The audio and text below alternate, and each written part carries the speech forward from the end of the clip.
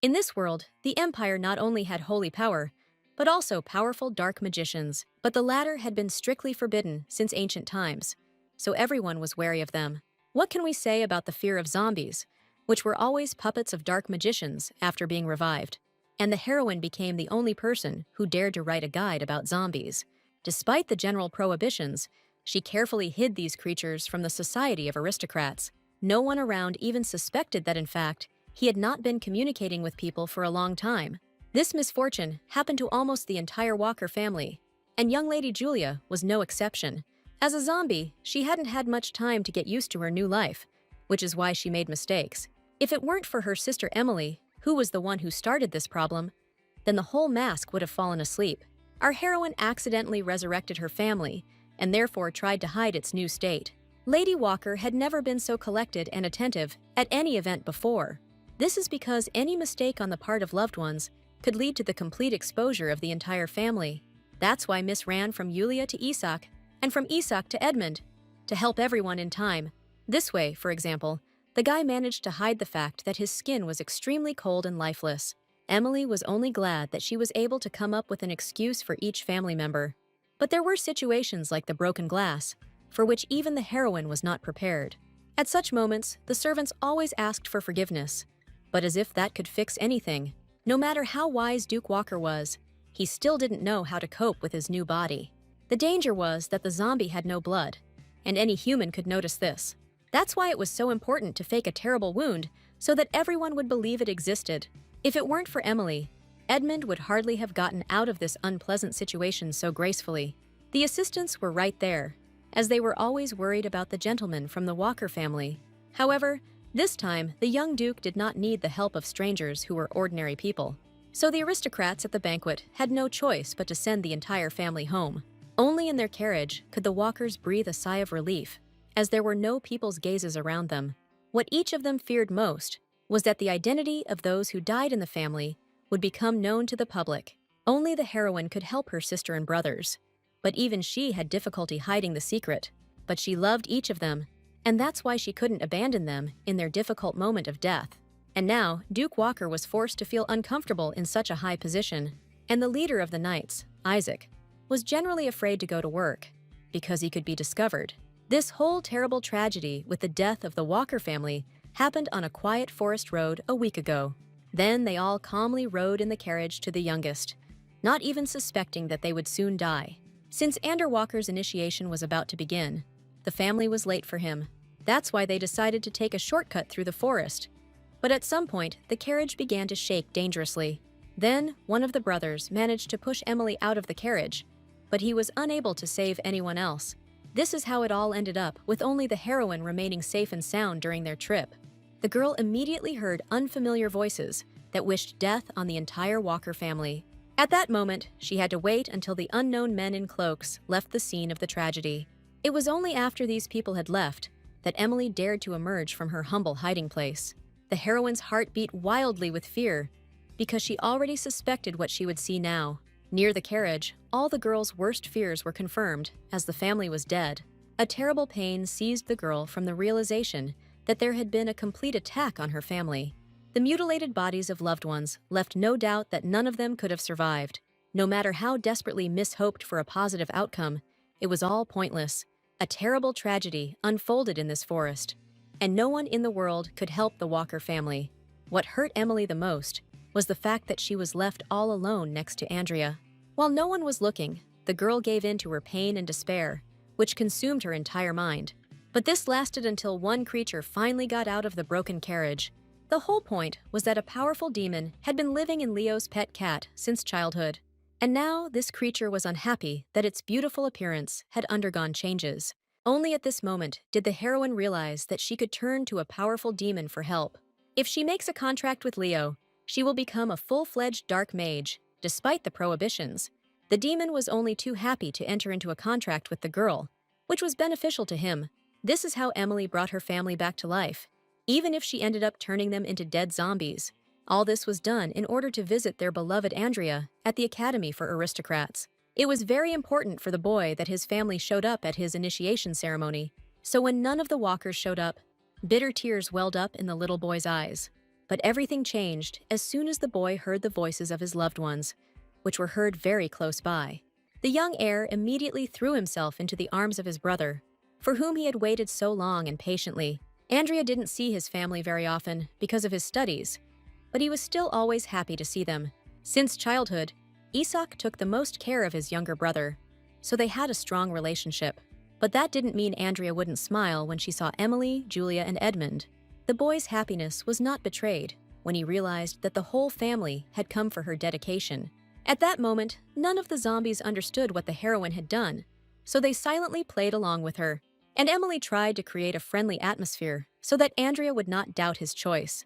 Thanks to her efforts, the young heir of the Walker family blossomed into a joyful smile.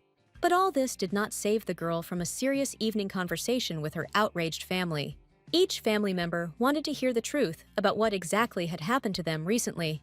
Everyone noticed obvious changes, but did not know how to explain this state to themselves, and only the heroine knew that she had turned her dead brothers and sister into real zombies. It was not surprising that the family reacted negatively to such terrible news about themselves.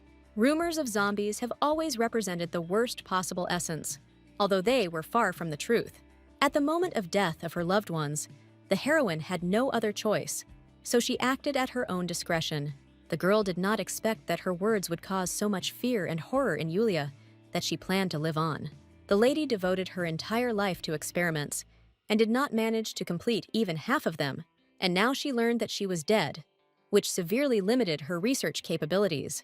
Surprisingly, Isak calmly accepted the truth that he was now something like a zombie. The boy knew from childhood that Emily had hidden dark and powerful magic powers inside her. Recently, the heroine was able to awaken them, thereby binding the souls of her relatives to their bodies. But all this did not fit into the head of Yulia, who feared death more than anything else in the world. This news came as a shock to every walker, as such truths were always difficult to accept. Emily not only resurrected her loved ones, but also finally became a dark magician, which was forbidden. Out of frustration, the emotional Isak was louder than the others in his indignation, waving his arms, and this resulted in one of the guy's hands falling off with a crack, since the body was fragile. Even the heroine didn't expect that the zombies she created would hold up so poorly after being resurrected. If the guys hadn't seen severed body parts during fights before, they would have definitely fainted. The closest to this state was Yuli, who until now denied the events surrounding her. The only thing that saved her from losing her mind was that she was already dead and felt almost nothing. The girl remembered better than anyone that certain abilities were always passed down in their family. But even Edmund could not predict that Emily would suddenly awaken dark magic within herself. The worst thing was that at present, all dark magicians were immediately executed within the Empire. If only the heroine had immediately hidden the bodies of her family, she would have had fewer problems. But Emily couldn't do that, because only she and Andrea were left alive. As soon as everyone finds out that Yuli, Isak, and Edmund are dead, Emily will be immediately removed from her current status, and guardianship of Andrea will be given to some family that will gradually rob the walkers. That's why Emily wanted her loved ones to wait just 7 years until Andrea grew up. But in the current situation, Isak wasn't sure that they would be able to survive this time, while Edmund understood that they had no other choice. For the sake of Andrea's future, the whole family found itself in an extremely difficult situation, because only Emily was alive now. While the discussions were going on, Isak again reminded that he did not have a severed arm. Only the heroine was able to help her brother with this problem, because it was she who brought him back to life. True, the girl was such a weak dark magician that she was not confident in her powers. But action was always better than inaction, so Emily boldly dismissed all doubts. And in the end, Isak's hand grew back onto his wrist, as if the guy had never lost it. For the first time in a long time, the heroine felt that she was finally giving vent to the magic within herself. The lady was afraid that her family would not support her magic and decision, but everything turned out to be exactly the opposite. For Edmund, the dark magic within his sister was direct proof that she was a walker. So the older brother reassured Emily, causing a sweet and joyful smile to appear on her face. But in reality, Duke Walker was deeply troubled by everything that had happened to them. He could only tell the whole truth about his feelings to his brother, because he was always able to understand him. The number of their enemies was too vast, and even the priests could be involved in it. So the brothers could only hope that Emily would be okay in the future. Unlike her loved ones who became zombies, The heroine still felt tired after a hard day, but even in her room, she could not rest, because a cunning demon had been waiting for her there for a long time. Leo was sure that the girl had already had a taste of the power that had been hidden within her for a long time. Emily really did feel a constant power inside her that was gradually increasing. Only a demon would be happy if the girl suddenly unleashed the powers that had been kept locked away until now. But the heroine knew from the very beginning how cunning and insidious the ally in the cat's body was. She never forgot for a moment that this demon should not have been allowed into the human world. And even now, this creature demanded blood and spectacle because it was bored without tragedy. But the girl's plans did not include conquering the world, just because she signed a contract. So the cat will have to continue to be bored while his owner tries to save her family. If only someone else could hear the demon's words, then he wouldn't have shouted at the whole estate in vain. But for the entire Walker family, Leo's identity remained unclear, and Andrea thought only about his studies. All the adults saw the boy off with joyful smiles, hiding their anxiety from him. But in reality, the anxiety inside them did not subside, because the bodies of Yulia, Isak, and Edmund underwent changes. They noticed that they did not feel cold, and even nutritious food no longer seemed tasty to them. The only option Edmund saw in this situation was a temporary vacation for everyone. The Duke hoped that during this time, they would be able to figure out how to continue living as zombies. Isak had good thoughts about taking a vacation, since he hadn't taken a day off from his job for a long time. Only Emily had to continue to pretend that nothing had changed in her work and everyday life. Duke Walker hoped for the consciousness of his sister, who was able to bring them back to life with dark magic. Emily herself had long wanted to learn at least something about her powers, but there was too little public information. Even the brothers had difficulty finding books on dark magic, and they still had to get them somehow. But the Walker family was not one to give up so easily because of unforeseen circumstances. Edmund was always ready for any difficulties, which is why he was appointed to the role of Duke by universal suffrage. But the boy couldn't even imagine that the butler would bring news about the refusal to grant leave to their brother Isak. No one in the family expected this turn of events, as they had always been allowed to take time off without any problems before. Isaac was the one who was most indignant about this, since he had always completed all of the emperor's tasks on time. But in the end, the ruler treated his subjects so unfairly because he needed strength. But all this did not change the fact that the heroine had to go to work as secretary to the heir to the throne. In the imperial palace, she could only rely on Lady Jamie, who always helped her. And this time, the heroine felt grateful to her friend, since she covered for her tardiness. Jamie was one of those people who could easily resolve any dangerous situation in the workplace. That's why Emily quickly began to consider this lady her friend, because many good things happened between them. The appearance of Prince Tristan Baelund somewhat ruined the girls' plans for fruitful communication. The heir valued real deeds more than their endless discussion in practice. So he was noticeably displeased when Lady Walker distracted him with some important matter. It turned out that the girl simply asked for a temporary leave, since her home was a complete mess. But the absence of such a good worker was not to the advantage of the prince, who was already unable to cope with affairs. He had never encountered Emily thinking about weekends at all before. And then her brother asked for a day off, which immediately seemed strange for the heir to the throne. The girl could barely explain that they had simply planned a trip as a family while they had the opportunity. But Tristan couldn't please his best assistant by approving of vacation days. The heroine would never have thought that taking a vacation would be such a difficult task. Balandu even had to mobilize part of the army, for which Isak was responsible as leader. Although the prince could not yet reveal the reasons for his actions, he was sure that he would need all his strength. Only now did Emily realize that she hadn't thought through a backup plan for herself in case of refusal. Naturally, she should have stayed close to Isak, who was still serving in the imperial palace. But then the girl's thoughts were interrupted by a loud noise, as the prince's faithful assistant burst into the room. It turned out that Werner had learned that Isak was now, for some reason, on the platform next to the knights. What frightened the heroine most was the reason why her brother could attract attention at all. It turned out not to be as scary as Emily thought, because no one revealed her brother's dangerous secret. Werner didn't keep them waiting for long, and reported that Knight Harold and Isaac had decided to have a duel. They had been longtime rivals of each other, so such a competition was not to be missed. And the prince's assistant was one of the first to bet on Harold, since he believed in his quick victory. If only the heroine had the opportunity, she would prefer not to get involved in this whole fight thing. But Miss initially suspected that this whole situation would certainly interest the prince, and she turned out to be right. Since the heir could not ignore this kind of situation, Tristan's heart beat happily when the opportunity presented itself to somehow entertain himself during the workdays. This is how the lady found herself in a situation that was not at all pleasant for her due to anxiety and worry. Emily had no right to abandon her brother in trouble, so she had to agree to watch him. In fact, Isak himself understood that he shouldn't have given in to this adventure with a duel. Harold always acted as if Emily was the worst member of the Walker family, which her brother couldn't stand.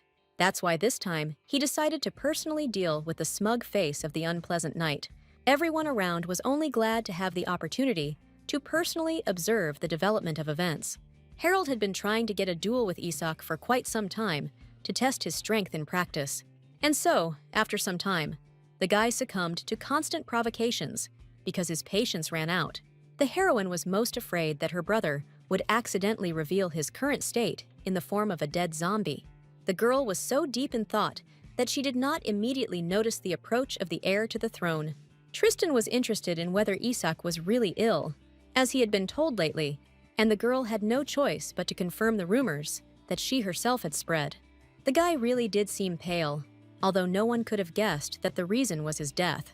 The host did not delay the start of the battle, because the spectators were already clamoring for a duel between the knights.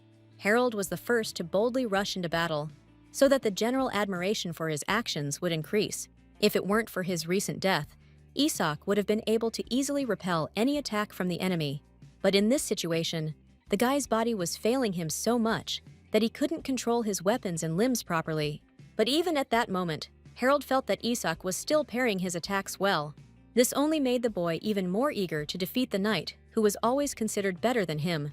Their battle was a heated spectacle, as the speed of the battle constantly increased. Only the heroine was worried about the end of the duel, which could end with everyone understanding the essence of Isak. So she urgently needed a plan to save her brother, so that their disguise would not end because of one fight.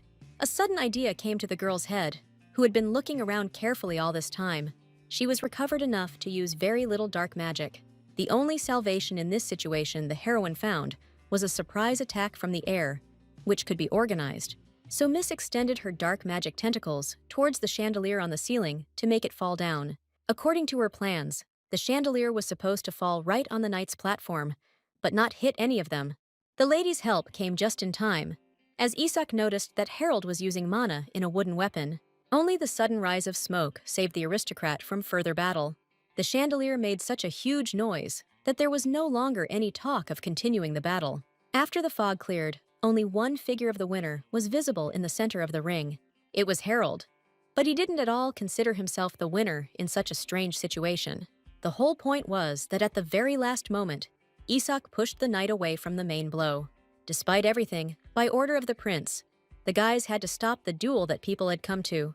But for the heir, the safety of his subjects came first after the fallen chandelier. So Tristan could no longer allow the competition, even if it would have gone on without problems. Belland always tried to take care of people, even if it was contrary to his personal interests. That's why he let Isak go home, because he became even paler after the hard fight. Only after this was the heroine able to breathe freely, as she had been too tense all this time. But the girl didn't expect that her emotions would suddenly become noticeable to the heir to the throne. It turned out that the prince had not just noticed the lady, who came from the famous Walker family. The heroine immediately tensed up when the guy mentioned that she could have inherited powers. Tristan suspected that the girl could sense dark magic, as he noticed her agitation. But the first thing Emily thought of was that the heir had revealed her possession of these powers. But she hadn't even thought through escape routes, in case her abilities were actually discovered. But then Werner stood up for the girl, who looked clearly frightened by the prince's words. Tristan clearly didn't expect his assistant to blame everything on his inability to communicate with girls. From their intonation, the heroine realized with relief that the guys actually hadn't guessed anything.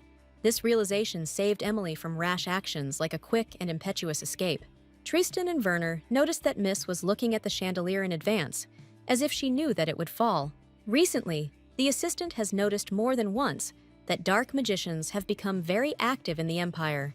But until now, good instruments for detecting their magical powers have not been created. So even in that situation, Werner wasn't entirely sure that there was dark magic around, but one of the devices detected her impulses, which is why the assistant began to pay attention to everything around her. Only the heroine understood that in fact the knight had discovered her dark powers, so she didn't expect the boys to ask her to participate in their search for the cursed wizards. The expression on Tristan's face told the lady that the prince was greatly hoping for her help. But how could Emily even look for others like herself when she barely knew how to use magic?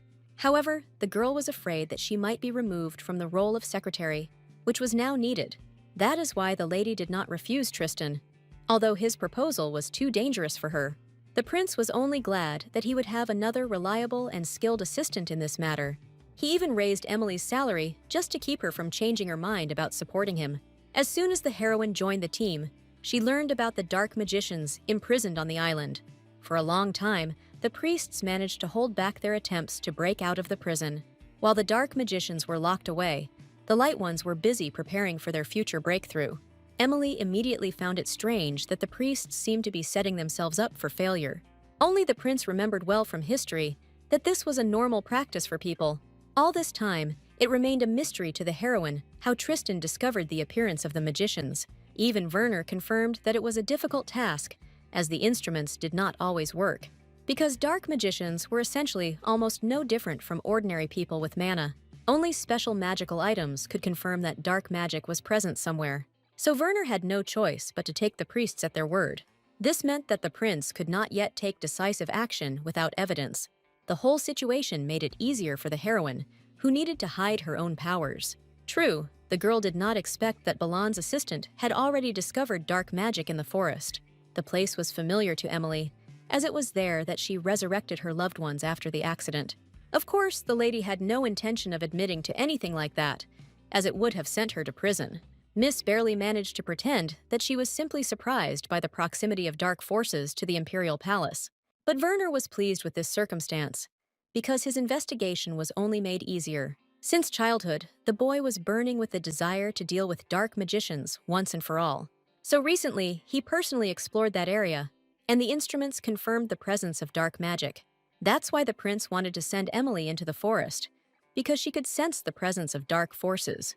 The only problem was that the girl herself had no desire to return to the scene of the accident. However, in this situation, the miss was a subordinate person, since she could not contradict the prince. So the heroine had to return home in a dejected mood, because she hadn't come up with anything. By the end of the working day, Emily's strength had finally left her, as so much had fallen on her. However, the girl did not regret anything, since she could not imagine her life without her loved ones. She was only worried that the bodies of Yulia, Isak, and Edmund could fall apart at any moment. That's why Emily needed help from the demon, because only he knew the basics of dark magic. Leo had so far successfully pretended that he was the Walker family's normal, sweet house cat. But in fact, the demon had long been thirsty for action and blood, although the heroine did not give it to him. For this reason, he became interested in her request for training, as he always loved admiration from others. Emily's interest in dark magic appealed to the cat, as he was an expert in it. The heroine was interested in whether it would be possible to strengthen the bodies of her loved ones so that they would not fall apart. At this question, a sly expression flashed on the cat's face, who knew the answer perfectly well. He took pleasure in scaring the lady by telling her that human corpses were needed to stabilize the zombies. Only a recently deceased man was able to help those who were called by dark magic. Of course, the heroine did not support this method, which frightened her to the very depths of her soul. But Leo didn't know any other way to further strengthen the zombies' bodies. Only after some time will the girl be able to do without rituals if she develops her dark powers. Since childhood, she had a natural talent for magic, but she never used it. In general, each dark magic developed along its own path, and it was only necessary to find its essence. Until then, the girl had to make sacrifices to support the bodies of her loved ones. And Leo personally preferred the second option, since he loved everything connected with blood and pain. However, he was not against helping Emily at least begin to try to study her essence. This is how it all led to the heroine being exhausted the next morning, even before the trip. Her condition did not escape Werner's notice, but the boy always remained tactful in such situations. Therefore, no one bothered the lady the whole time on the way, for which she was grateful to her companions. The girl was so tired that she didn't notice how the prince was watching her closely all the time. Throughout the night, Leo squeezed everything he could out of Emily to make her feel the flow of magic, and misunderstood that this was only the beginning of her difficult and complex path in learning the magical arts. Until then, she had to be careful even with Werner, who had been inquisitive from birth. As soon as they arrived at the place, the heroine immediately found it suspicious and strange. The prince had no doubt that someone was trying to hide the traces of dark energy. There was devastation all around, but for some reason, there were no bodies or any traces of recent death left. What bothered Tristan most was that someone had managed to pull off something like this behind his back. That's why he needed Emily, in whom he noticed the ability to recognize magic. True, the heroine had no idea what exactly she should say in such a confusing situation. Luckily for the girl, this time she didn't have to say anything, as Balan noticed the danger. Werner also felt the gaze from the outside, because he was one of the prince's best defenders. Some dark figures were peering out from the forest, and their intentions were clearly not friendly. But the assistant was confident in his abilities, although there were clearly more than 10 of those unknown people. Tristan trusted his assistant completely, so all he had to do was take care of the lady. So they hid together in the carriage to protect the girl's psyche from the bloody spectacle. Only Emily was worried in this situation, as she was afraid for Werner's condition. But the prince was confident that the knight would cope with it easily, since he had trained a lot for this. What bothered him most was that there was a data leak somewhere, and they tried to eliminate him. From childhood, Tristan was targeted by aristocrats, as he was the only son of the ruler, so no one had any questions about who exactly would inherit the throne in the future. However, the relationship with the prince's mother still left much to be desired, since she was a visitor. That is why there were dissatisfied people who considered the heir unworthy of his fate. Soon everything became quiet outside the carriage, so the prince concluded that they could get out. But the heroine was truly unprepared for the bloody spectacle that remained after Werner's battle. The assistant delicately covered the girl's eyes, but this did not rid her of the lingering smell of death. The only thing that upset the prince in this situation was that the knight was unable to leave at least one living person. This is all because before losing, every striker deliberately killed himself in front of Werner. So the assistant found solace in helping Emily cope with her emotions. Since they had nothing to do at the crime scene, the guy tried to take the girl away. But as soon as the initial fear dissolved, disturbing thoughts visited the heroine's mind. These corpses were so fresh and inviting that they were perfect for a magical ritual. So Emily simply felt sorry to leave such good resources for the restoration of her family's bodies. But next to the prince and his assistant, the girl had no right to touch the corpses in any way. She was lucky that Werner attributed the girl's pensive state to shock from what she had seen. The assistant even defended the lady in front of the prince, who demanded answers about dark magic. Tristan rarely took into account other people's feelings and emotions when it came to important matters. So Emily had to quickly come up with what exactly to say to the heir in response to his question. What she was most afraid of was that Beland would quickly realize that the girl was actually lying to him. The heroine's voice trembled slightly as she admitted the absence of dark energy. Until the very end, the lady did not know whether her answer coincided with the thoughts of the prince, who had already drawn his conclusions. And it turned out that the guy initially suspected that they were simply trying to lure him into a trap. Only the assistant was unable to understand why his master had come to such a dangerous opinion. The whole point was that the prince immediately noticed the sacred marks that were left on the bodies. Their peculiarity was that they belonged to the church and disappeared soon after death. So, in just a couple of minutes, the heir will have no evidence to support his version. That's why it was so important that Werner at least recorded everything with his own eyes, since the heir would still not be able to present anything to the church for acting so cunningly. Only Emily was interested in what would happen to the bodies of the recently killed enemies. And for this occasion, Werner always carried a shovel with him, because the prince was attacked quite often. No matter how sorry the girl was to lose good bodies for sacrifice, she remained silent, since the lady could not under any circumstances reveal her interest in this matter. But not everything was so bad in her case, because in the Empire, there were not only light forces. If there are good and honest people, then in contrast to them, there will always be bad and evil ones. The Empire was no exception, as underground organizations developed quite quickly within it. Many aristocrats supported such guilds because they liked to make easy money. In a short period of time, it was possible to secretly enrich oneself by many millions anywhere in the Empire. And this entire secret market was owned by just one man, whom everyone called by the nickname Donald.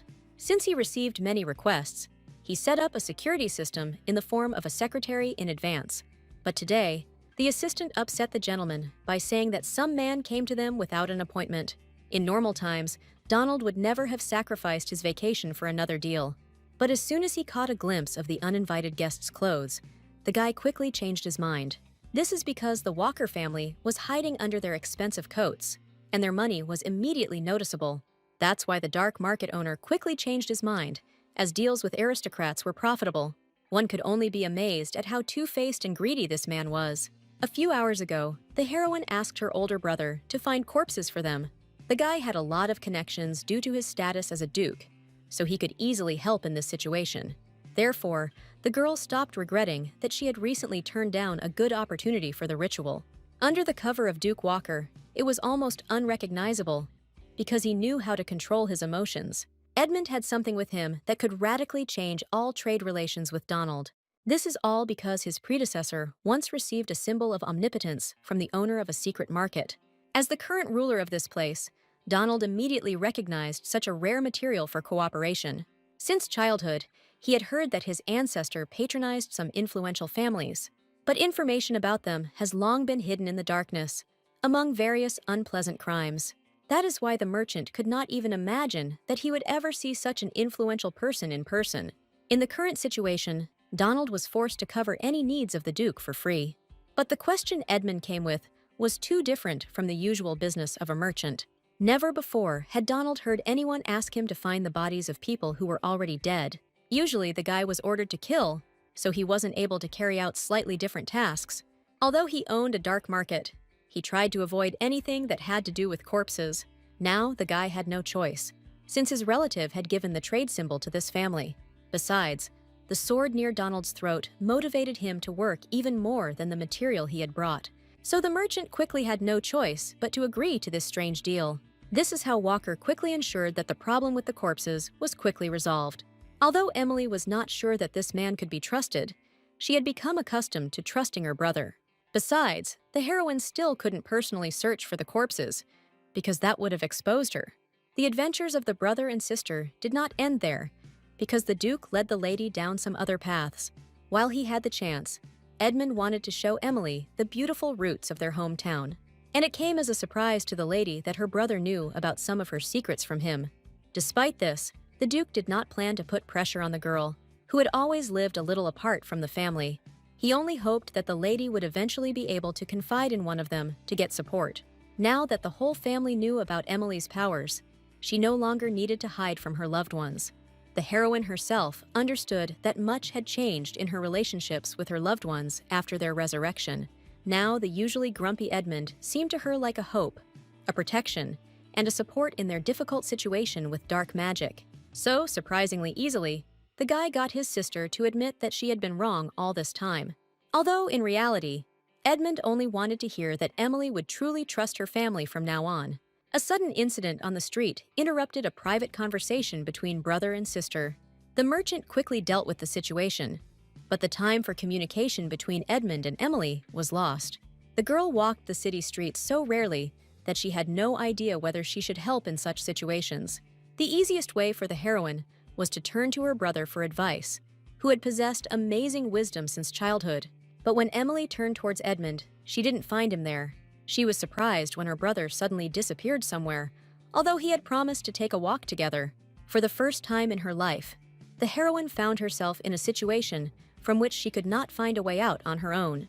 But what most tensed the heroine was the fact that some stranger suddenly approached her. She immediately felt some strange aura emanating from the guy who was hiding his face under a cloak.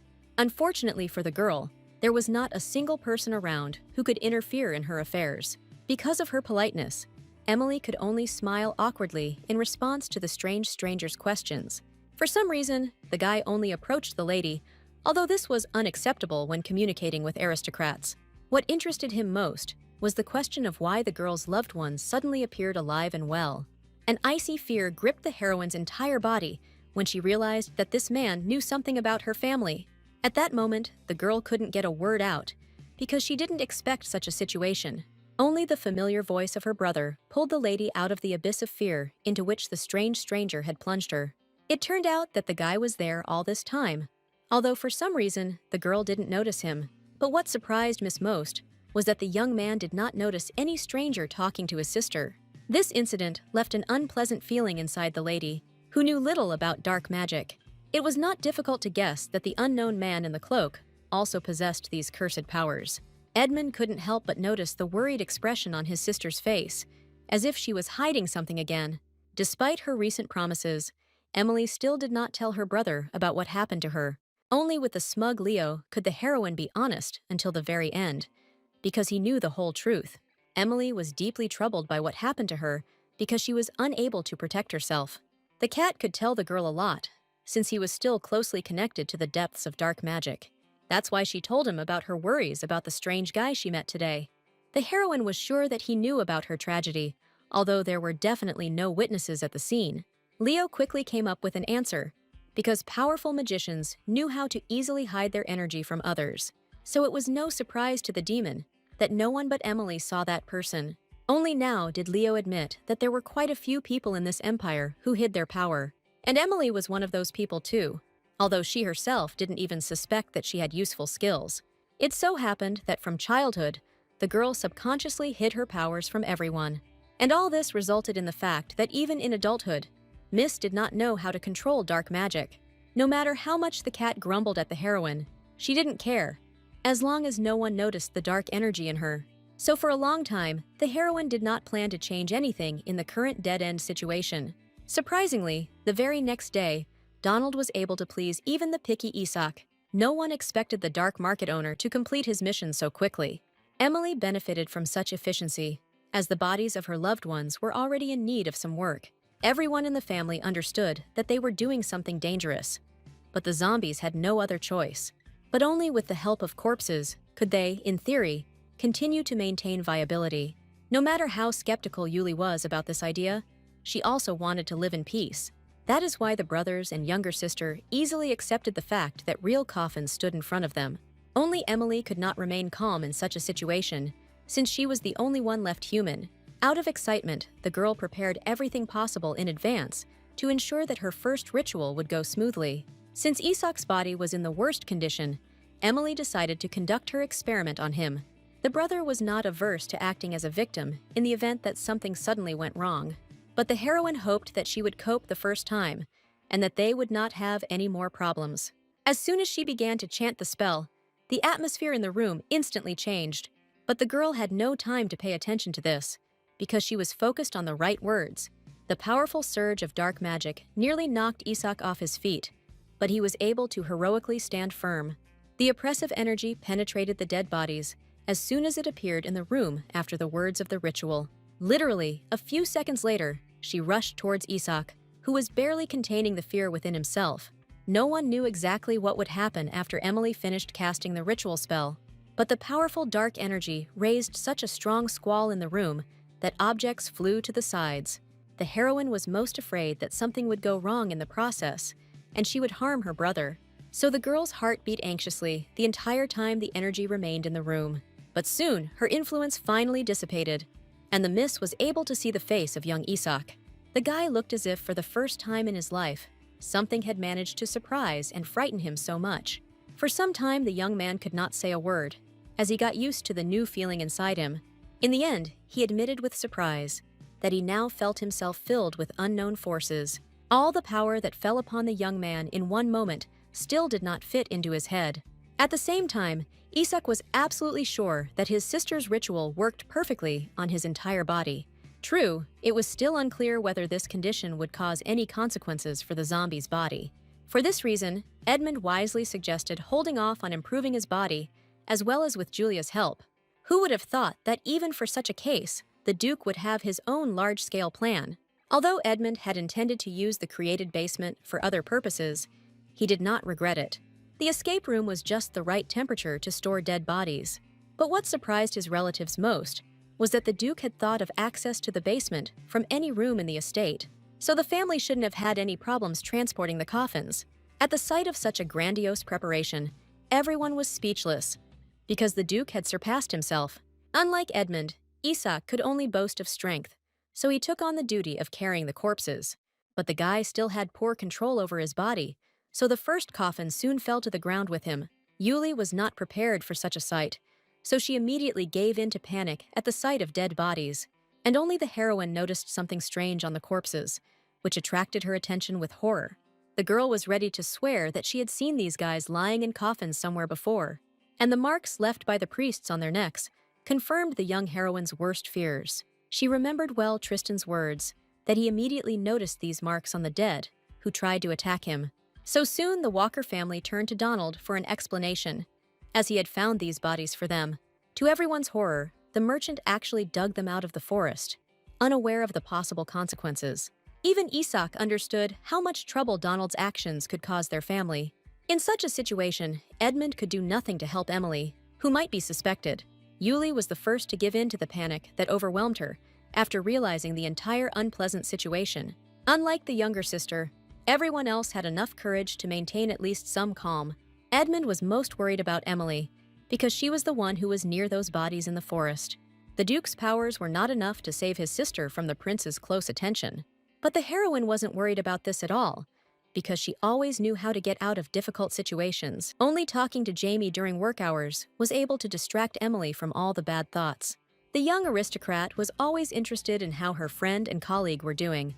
But most of all, Jamie loved to tell rumors and gossip, which she easily obtained from everywhere. So, the girl recently learned that some important priest was being sent to them from the main temple. But the temple rarely showed any interest in the affairs of the imperial palace, trying to keep itself aloof. So this news seriously alarmed the heroine, who did not know the plans of the powerful priests. Miss could make many guesses, but Jamie did not confirm anything due to lack of information. The girls stopped talking only when the prince finally arrived at his workplace. Tristan looked pleased that his employees had started work early in the morning. Although the heir allowed himself to be late, he never forgave his loyal assistants for such things. What worried the lady most was that the prince had learned something about the bodies buried in the forest. So she was wary of the new documents that were chosen for her to check. Although Werner only reported new circumstances in the case, this did not console Miss. Throughout the day, only the assistant remained calm, as if nothing important had happened. Emily, however, felt like she was on tenterhooks, even though she hadn't yet been charged with any serious crimes. Until now, she had no idea why the heir had given her personal attention at dinner. As the girl suspected, Tristan quickly learned about the sale of the bodies they left in the forest. This circumstance confirmed Emily's worst fears about the prince's observation skills. It was clear to everyone that Werner would not blab about the heir's affairs, since he liked his work. That's why Beland had a logical question. Did Lady Walker tell anyone about the bodies? Only tears could save the heroine in such a situation, so she resorted to them without remorse. The heroine tried her best to convince Tristan that she knew nothing about the missing bodies. Werner, who was weak to women's tears, was the first to break down at the sight of such emotionality. The prince turned out to be a tougher nut to crack, but it was clear he was uncomfortable with the situation. Many professionals in this profession would envy our heroine's acting skills. For this reason, the girl had no doubt that the prince would eventually stop suspecting her. The guy really did quickly drop his menacing tone, as he felt sorry for his faithful assistant. The most helpful person to the lady at this moment was Werner, who always carried handkerchiefs with him for such occasions. For some reason, the knight had no doubt that Emily could truly be trusted. Only thanks to his support did the heroine finally get out of this unpleasant situation. But the sticky fear and anxiety did not leave the girl even when she found herself in the safety of her estate. Anxiety was eating Emily up from the inside, making her even more absent-minded and thoughtful. The young lady's condition did not escape the watchful eye of her faithful assistant, Riley. This maid had always possessed amazing wisdom, but even she could no longer be trusted with the lady's secrets. So she quickly noticed that Emily, for some reason, began to close herself off even from communicating with her. The heroine had no normal answers to the questions of her assistant, who did not know about her powers. But Riley was in no position to interrogate her beloved mistress any further. So soon she reported that Lady Walker would be visited by her childhood friend from the main church. The heroine received this news with alarm, since she tried to avoid any contact with the temple. But fate seemed to be deliberately laughing at the girl, sending her more difficulties. So, just a few days later, the lady was forced to receive that very priestess as a guest. Hazel Bissett was a very energetic girl, full of responsibility for people. so it was no surprise that she greeted her beloved friend with great enthusiasm. During their separation, the heroine even managed to lose the habit of being sociable with young Hazel Basset. It turned out that the priestess had planned to visit their mutual friend, who had not responded to their letters. In fact, the priestess wasn't very offended by that lady, because she always thought only of herself. Besides, Emily wouldn't let her friend get bored anyway, since they hadn't walked together for a long time. For both girls, the time spent drinking tea ended up flying by excitingly and very unnoticed. Even though Hazel had a secret mission from the temple, she still told her friend everything. The heroine was surprised when she heard that the priestess was also sent to that very forest. Basset herself had so much faith in Emily that she had no doubt that she could talk to her about anything. She had become accustomed to the fact that since childhood, only Lady Walker had been able to understand her character. But the heroine had secrets from her friend, which made her feel terrible. Meanwhile, the girl's entire family could barely breathe normally due to the presence of holy power. They had never been so close to priests before, after a recent death. Yuli felt Hazel's presence especially strongly, which made her feel terribly ill. If only Edmund and his sister had also gone through the ritual, things would have been much easier for them now. As a result, the Duke could not even calmly walk along the corridors of the estate where Basset was. While they could help Emily by hiding, the relatives tried not to do anything. The boy and the girl didn't even suspect that Isak had fallen into some strange state at that time. Not everything was as easy and simple as the brother and sister, who were weakened, thought. Unlike them, the middle brother had plenty of strength to fight the holy power. He was overcome with emotion due to disgust towards those who devotedly served the divine manifestations. Having become a zombie, the boy turned into a child of evil, which is why he had such a hard time with all of God's messengers. While the heroine did not even suspect the trouble that had enveloped her beloved relatives, Hazel was the first to hear some suspicious noise from above, although Emily did not lead her to her loved ones. This made the priestess understand that they were not alone in the estate, and the walkers had not met her. The lady came up with an excuse that it was her sister Yuli who was conducting such noisy experiments, while the girl herself prayed that nothing like this would happen again. But her prayers were not answered, for with the next noise, someone's hand appeared in the window. It was not difficult for the heroine to guess that some kind of trouble had occurred between her loved ones. And now, Miss had to do everything to ensure that Hazel did not notice anything suspicious. So Emily tried hard to get Basset's attention, just so she wouldn't turn around. The priest was pleased by the fact that her childhood friend now took her opinion into account. She had no idea that the heroine was only assenting in order to lower her guard. As soon as Hazel got to her feet and headed towards the window, the heroine jumped up after her. By any means necessary, the girl had to protect Basset from what was outside the window. That's why she even invited Basset into her room, even though that also carried danger. But at this moment, Emily was ready to do anything, just to continue to keep the family secret. The girl grabbed her friend's hand tightly, hoping that she would not resist any further. But in the end, something still caught Hazel's attention, who loved safety. This time, all the arguments about it being Yuli with the books making the noise didn't work for the heroine. Miss realized too late that Basset was too responsible to leave things like that. The priestess was absolutely certain that the noises in the estate were not only made by her friend's sister, and Emily no longer had a single word that could stop her friend. That's why the heroine prepared herself for the worst, because she had no idea what the brothers were doing. The reality was even worse than the wildest expectations of the girl who feared for her relatives. Seeing the two boys hugging, Hazel immediately slammed the door due to the overwhelming embarrassment. Basset was clearly not prepared for such a relationship to develop between Isak and Edmund. At that moment, the heroine thanked all the gods for such a convenient misunderstanding on Hazel's part. Now the priestess was so embarrassed that she forgot all her suspicions about Emily, and the girl could only play along with all the thoughts that were developing in her friend's head. In the end, even Edmund carefully confirmed that it was better not to touch him and his brother at that moment. This is how the hospitality of the Walker family, whom Hazel had previously loved very much, ended in a strange way. As soon as Basset left, Emily learned that Isak had been tied up for some very urgent reason. The heroine could not have imagined that the consequences would come so unexpectedly for her brother. It turned out that Edmund and Yulia had to try to restrain the enraged guy for a long time. What frightened the heroine most was that Isak persistently tried to get to the young priestess, but as soon as the girl touched her brother, he immediately blossomed into a sweet smile. This circumstance greatly surprised Yulia, who had been particularly active in fighting with her brother. Only Leo knew that those close to her had become familiars for Emily and obeyed only her. Although the lady did not need protection from Saint Hazel, the guy's subconscious decided otherwise. The cunning demon did not tell the girl about such complications in advance, and that is how the problems arose. Because the heroine's loved ones were zombies, they reacted so actively to the holy power. For the sake of her relatives' peace of mind, the lady kept silent about the fact that they had become her familiars. It was a clever move on the girl's part, since only she understood the words of her demon. Emily deliberately took such a dangerous step just so that no one else would worry.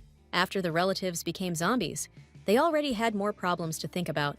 In the end, Yuli was the most tired of all because of this situation, as her body became very weak. The girl quickly realized that Hazel had misinterpreted the situation with her brothers. The lady was by nature the most impudent and cheerful, so everything that happened made her laugh a lot. After the stress she had experienced, Yuli could no longer contain the laughter that had been bursting from the depths of her consciousness for a long time. But literally, a few minutes later, the girl had to stop as their brother returned. No one expected Andrea to come home so early from the school he had always liked. It was clear to Emily that the boy should never have been shown Isak in his condition. But the future heir of the Walker family first of all went to his beloved family. So, in a couple of minutes, the adults had to hide their brother, who still hadn't come to his senses. In his room, the boy continued to growl quietly as he was still immobilized. But at that moment, Andrea was so focused on his own problems that he didn't notice Isak's absence.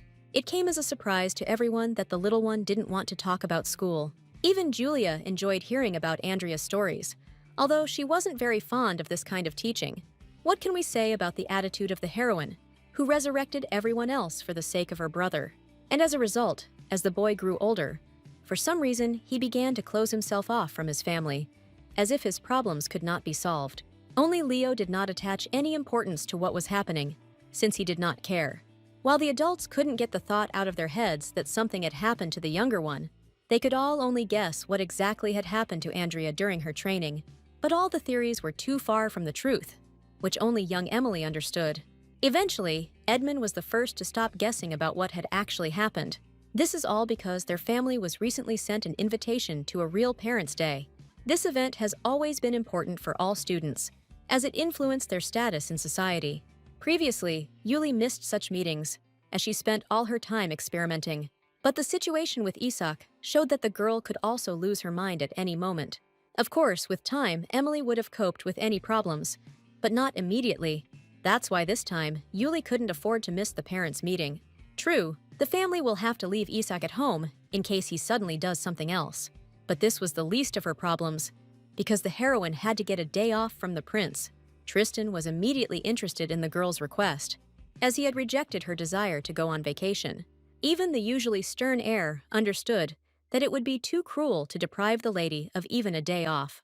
What Emily didn't expect was that Belland would want to send her to the meeting with her, but Tristan already had some suspicions about the school, and now there was a chance to test them. And the heir didn't care that even on her legal day off, Emily would continue to work. The lady herself was afraid that there really would be traces of dark energy in her beloved brother's school. The long-awaited Parents' Day soon arrived, but the lady was no longer so happy about it. She understood perfectly well that she would immediately attract all the curious glances of the aristocrats. This is because few people were able to accompany the prince to such events. The girl tried her best to ignore all the gossip that was already flying around them, but her heart was not so stable, so evil words still penetrated it. Once again, the miss was so lost in thought that she didn't notice the prince's attentive gaze on her. To avoid causing any rumors, Emily made a special trip away from her family. Who would have thought that this would be the very thing that would make Tristan worry about his assistant? What surprised Miss most was that Belland showed a sudden concern for her that she had not expected. Emily thought she wouldn't be able to see her brother today, but the prince wanted to go to his class right away. So the heroine was left with a lot of questions because of such behavior of the heir to the throne. Even Werner noted that Tristan was surprisingly attentive and caring today. But at that moment, the heroine was only concerned with everything connected with her beloved younger brother. Andrea greeted his older sister with a joyful smile, as he was eagerly awaiting her arrival. This time, he wasn't even embarrassed by the fact that the girl came to the meeting in the company of the crown prince. Emily immediately noticed that her brother communicated well with his peers. The boys were happy to support Walker's heir, whose character they liked. What pleased the heroine most was that among the girls there was one to whom Andrea paid attention. But the girl's good mood was constantly spoiled by the prince, who pestered her with questions. Right now, Tristan was wondering if there were traces of dark magic anywhere nearby. Personally, the heroine did not believe that their enemies could really be in such a place. But the girl's self-confidence instantly disappeared when she actually felt dark magic. From the look on Emily's face, Tristan immediately realized that his worst fears had been confirmed. The lady herself could not believe that the school had been under threat all this time. Only Belland was able to remain calm in a situation for which he had mentally prepared himself in advance, while Werner had no idea what to do in such a difficult and dangerous moment. Emily felt for sure that the dark energy was somewhere deep underground, right below them, and no amount of helpers' shovels could have dealt with this situation, so it was all in vain. Everything would have been fine if the lady had not suddenly felt the approach of that very energy.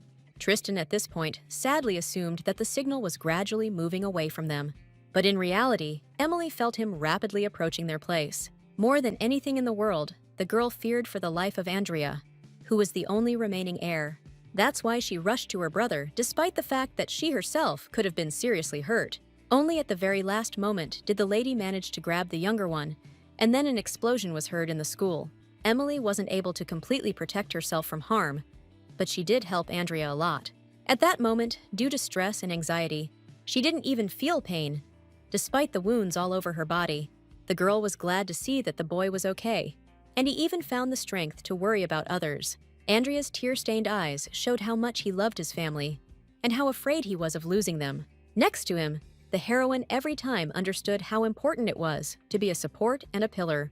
That's why the girl ordered her brother to hide while she looked for the rest of their family. Emily was well aware that she would not be able to escape dark magic so easily. For the first time in her life, she encountered a creature that was a concentration of dark energy. The beast clearly didn't look like anything friendly, so the lady was faced with nothing but a fight. Whatever happened now, the heroine did not plan to retreat even under threat of death. Behind her was little Andrea, and Emily couldn't let him die so early. At this moment, the lady noticed that it was not only her brother who had been under threat all this time. Layla Archmanet was so frightened by what was happening that she did not find the strength to hide, and the beast immediately sensed such easy prey, which was a tasty morsel for him. His cruelty and determination proved that Emily was facing a real monster. Only thanks to physical training did the girl manage to save the girl right in front of the beast's nose. She noticed in time that Andrea had just found a good place to hide. It was to him that the lady carried Layla, who could barely speak because of the horror she had experienced. Now, the boy could take care of the girl he had secretly liked for a long time. As much as the heroine didn't want it, she couldn't stay near the children who were in danger. Her duty as an adult was to protect her brother and all the other children he cared about. Emily had no hope that she could defeat the beast with her meager powers. She could clearly sense how strong the magic that was concentrated in the monster was. So the girl voluntarily became bait, just so that no one else would get hurt. Emily had never been so close to such dangerous and formidable creatures before. To the girl's surprise, the beast for some reason did not tear her to pieces on the spot, as she initially thought. Moreover, the monster suddenly showed signs of affection towards the lady, whom he saw for the first time in his life. At exactly that moment, another identical monster fell dead from a powerful attack from the side. The whole point was that Tristan did not stand idle, while the entire school was shaken by the attack of dark magic. But the lady was not even impressed by this, since she immediately noticed the heir's weapon. In his hands was a well-known sword for fighting evil, which was passed down from generation to generation. The death of one of the monsters clearly angered the second, as it was not part of his plans. The beast growled so menacingly, looking at the prince, as if he wanted to tear him into pieces with just one glance. But the monster acted surprisingly wisely, since he ran away from the heir and not towards him. Unfortunately, at that very moment, Yuli and Edmund ran into the room, as they were worried about Andrea. Tristan realized too late that he had accidentally put his acquaintances in danger by not killing the beast, and now the monster was rushing at full speed towards new victims who were still within its grasp. The boy and girl clearly did not expect that the danger would be so close to them. They could only huddle together in panic, as they would not have been able to escape anyway. The heroine didn't even have time to really understand what exactly had happened, since the beast didn't harm her. While Emily was trying to figure out the situation, the heir had already dealt with the last beast. Tristan wasn't even really tired, as his sword was doing all the heavy lifting and dealing damage. In the end, everything ended well. Despite all the fears and anxieties of young Andrea, Emily reached her younger brother first, as she was worried about his current condition.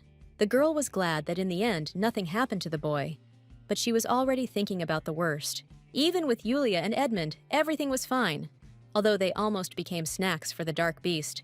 Lady Walker was once again convinced that she had always been unlucky with elections throughout her life.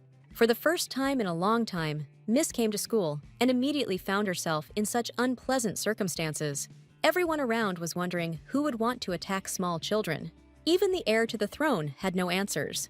Despite having many useful sources, Tristan was sure of one thing: no one would just attack a school during the day. So the heir concluded that this assassination attempt was organized against the entire Walker family. In fact, few of this kind were afraid, since they all already knew about the attacks. But what came as a surprise to Belland was that the Walkers had initially suspected this possibility. Edmund was the first to suggest that their family was the envy of many among the aristocrats. But for some reason, Tristan didn't believe that it was all really just a matter of envy. It turned out that the heir had long been preparing the materials on which he relied in the investigation. That's why he knew about the rich aristocrats who had been brutally murdered not long ago. And it didn't matter at all how much money and power was under the control of the deceased people. The most terrible thing was that even among the Empire, there were already deaths, like in that very forest where the Walkers died. Tristan was frightened by the fact that all these people were descendants of those who sealed the dark magicians on the island. It was clear that those aristocrats did not die without reason, because there were too many deaths at once. It turned out that there was some group of people who tried to sacrifice the aristocrats. This is precisely what Lady Emily was investigating at the recent behest of the prince, who had become concerned.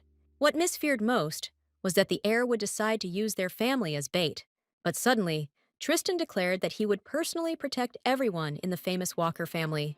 It was expected that the zombies were not pleased with such a broad gesture from the heir to the throne. Edmund understood perfectly well how dangerous it would be for them if Belanda lived on the estate. But the prince was not one of those who changed his mind so easily after making a decision. Tristan was willing to live in a completely simple room, just to protect the entire Walker family. That was why his wish was no longer discussed, and all Edmund's words were useless. The relatives finally realized how much they had been hurt by the prince's arrival. If Belland learns that there are zombies among the Walkers, their entire family will suffer greatly. So that same evening, the whole family gathered for an emergency meeting about what had happened. Isak was sad only because his loved ones were attacked while he was still at the estate. It still remained a mystery to everyone why those monsters didn't touch Emily. The heroine herself believed that the monster simply did not recognize the scent of Yulia and Edmund as its own. But all this did not change the fact that the younger sister would hardly be able to behave normally around the prince. The girl's only hope was that Isak knew at least something about the heir's thoughts and desires. But the guy didn't know anything, despite the fact that he was the commander of the knights. Tristan has always remained a calm and emotionless person who is difficult to understand. Only Werner knew how to guess the master's thoughts, and that's why he was always by his side. Although the heroine had been closely observing Belland recently, she too was left without any clues. The girl couldn't even imagine that Tristan would be so eager to investigate the case. What angered Isak most about this situation was that someone dared to attack their younger brother. Edmund understood that even their own deaths were not accidental in light of recent events. There was a feeling that someone was fighting against the inheritance of power in famous and powerful families. And this meant that soon those people might come for Emily, who had recently become a dark magician. Only Isak did not understand the seriousness of this situation, which caused displeasure on the part of the Duke. The middle brother was always a bit of a fool when it came to important matters in their family. But Emily was sure that the dark magicians were still sealed on the island. But Yulia had a hunch that one of them might well have escaped into the open world of the Empire. One of the dark magicians was quite capable of controlling those terrible monsters. But the catch was that the priests also knew how to manipulate dark monsters. And it was not entirely clear who exactly was attacking aristocratic families throughout the Empire. What Yulia feared most was that even the prince would not be able to protect them from unknown enemies. The Duke was the first to come up with secret symbols, so that they could communicate even in Tristan's presence. This was necessary in order to personally protect the estate from the heir and the alleged killers. So when Belland finally visited the Walker estate, they were completely prepared for it. Tristan hadn't even expected such a warm welcome from the family he had volunteered to protect. But the Duke insisted on good treatment as a sign of gratitude and appreciation for his help. It was not without reason that Edmund called only certain assistants to set the table. With this, he conveyed a message to the family that they must urgently meet that evening without the prince. While everyone around him was distracted, Tristan continued to think about his own things, because he didn't come here for nothing. And finally, the prince was the first to ask whether the Walker family could repel monsters with their powers. Edmund was most frightened by this assumption, because he remembered Emily's awakening. But there was no danger, since the prince did not know about the dark powers of his faithful assistant. In a panic, the Duke signaled for someone close to him to distract the crown prince, and Yuli took charge of everything, screaming loudly that she saw a dark figure outside the window. Even small children could tell that the girl was just pretending. But suddenly, the prince took Lady Walker's words seriously, as he himself was worried about the attack. The heroine still couldn't understand whether the heir was really as stupid as he tried to appear. It turned out that Tristan actually believed that someone would try to attack the Walkers. No one told the prince that this attack had already happened several days ago. So the heir continued to make attempts to strengthen unnecessary security. Edmund had no choice but to follow Trisitana's orders in this direction. But all this did not help to distract Belland, because he returned to the topic of dark monsters. During the attack at school, it seemed to him that the animals, for some reason, avoided Lady Emily. The heroine could think of nothing else to do but to appeal to pity because of her weak strength. Tristan always remained a gentleman, so he tried not to offend the girls with his words. Thanks to Emily's efforts, the prince stopped suspecting the Walker family of helping those monsters, and the girl was able to breathe a sigh of relief because her acting had once again helped them. The lady did not forget that compliments were always pleasant to people, even if they rejected them. And suddenly, Tristan succumbed to Emily's kind words about him being a good person. Who would have thought that the prince would actually be embarrassed after just one praise? But in the end, Belland admitted that he had never treated anyone else with the same care and attention. Only the heroine understood how dangerous such confessions from the heir were. During her conversation with him, she noticed that the guy always spoke directly what he thought. And because of this, many people thought he was stupid and simple-minded, although in fact, he was coping with his duties. Emily was only worried about how her family would take such strange words from the prince. And Isak was the first to express his opinion.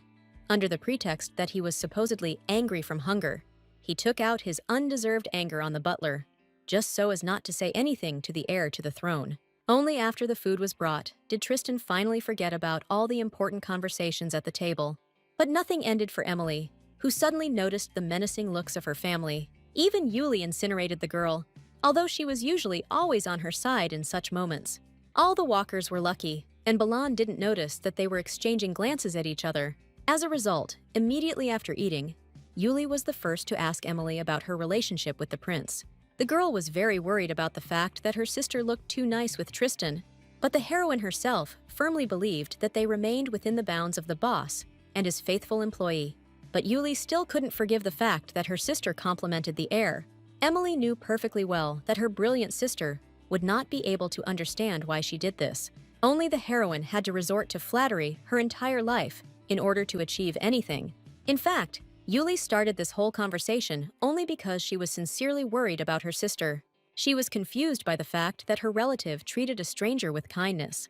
After the girl became a zombie, her emotions constantly fluctuated sharply throughout the day. And now another hysteria has happened, which Yuli has not yet learned to cope with. While they were talking, Emily noticed the crown prince approaching, which was dangerous for them. So the girl tried to give her sister a sign to start controlling her behavior. But in this state, Yuli perceived the offer of a walk as an ordinary matter, and not a secret symbol. She sadly admitted that she had been feeling unwell lately due to lack of communication. Only at this moment did the heroine turn to Tristan, in panic, to inform her sister of his approach. It turned out that the guy was making a short tour of the estate because he wanted to check everything. This time, Belland didn't even take security with him, as he was tired of their close attention. So Emily had a hard time choosing her words. Trying to send the heir away as far as possible, she immediately reminded the gentleman that they would have to arrive to work in different carriages. All this time, the guy didn't think about the fact that their living together could cause a lot of gossip. This time, the prince was attentive, so he noticed that Emily stepped on Julia's foot. All this time, the lady did not even feel anything like this, since her sensations of pain were dulled. And now she had to panic and come up with an excuse, and she invented some kind of illness. Personally, the heir had never heard of anyone being constantly drawn to dancing throughout the day. This excuse was the worst one the heroine's sister could have come up with. In this situation, Emily didn't even have any arguments to stop them from seeming strange. Yuli herself understood perfectly well how stupid she had come up with something to justify herself. Her words aroused suspicion in Tristan, who had never heard of such a disease before. The heroine was horrified by this whole situation, because the heir to the throne could not be called a fool.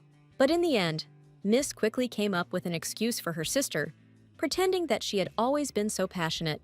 According to Emily's legend, Julia now liked dancing, so she practiced it in any free time. This explanation satisfied Tristan, although it was also far from normal assumptions. Yuli was truly obsessed with alchemy since childhood and could spend days on end doing it. And so her relatives came up with a new hobby for the girl, and she also became very involved in studying it. Tristan always encouraged people who, without hesitation, devoted themselves wholeheartedly to what they loved. This is how Yulia managed to receive praise from the heir himself, something the girl never expected to hear.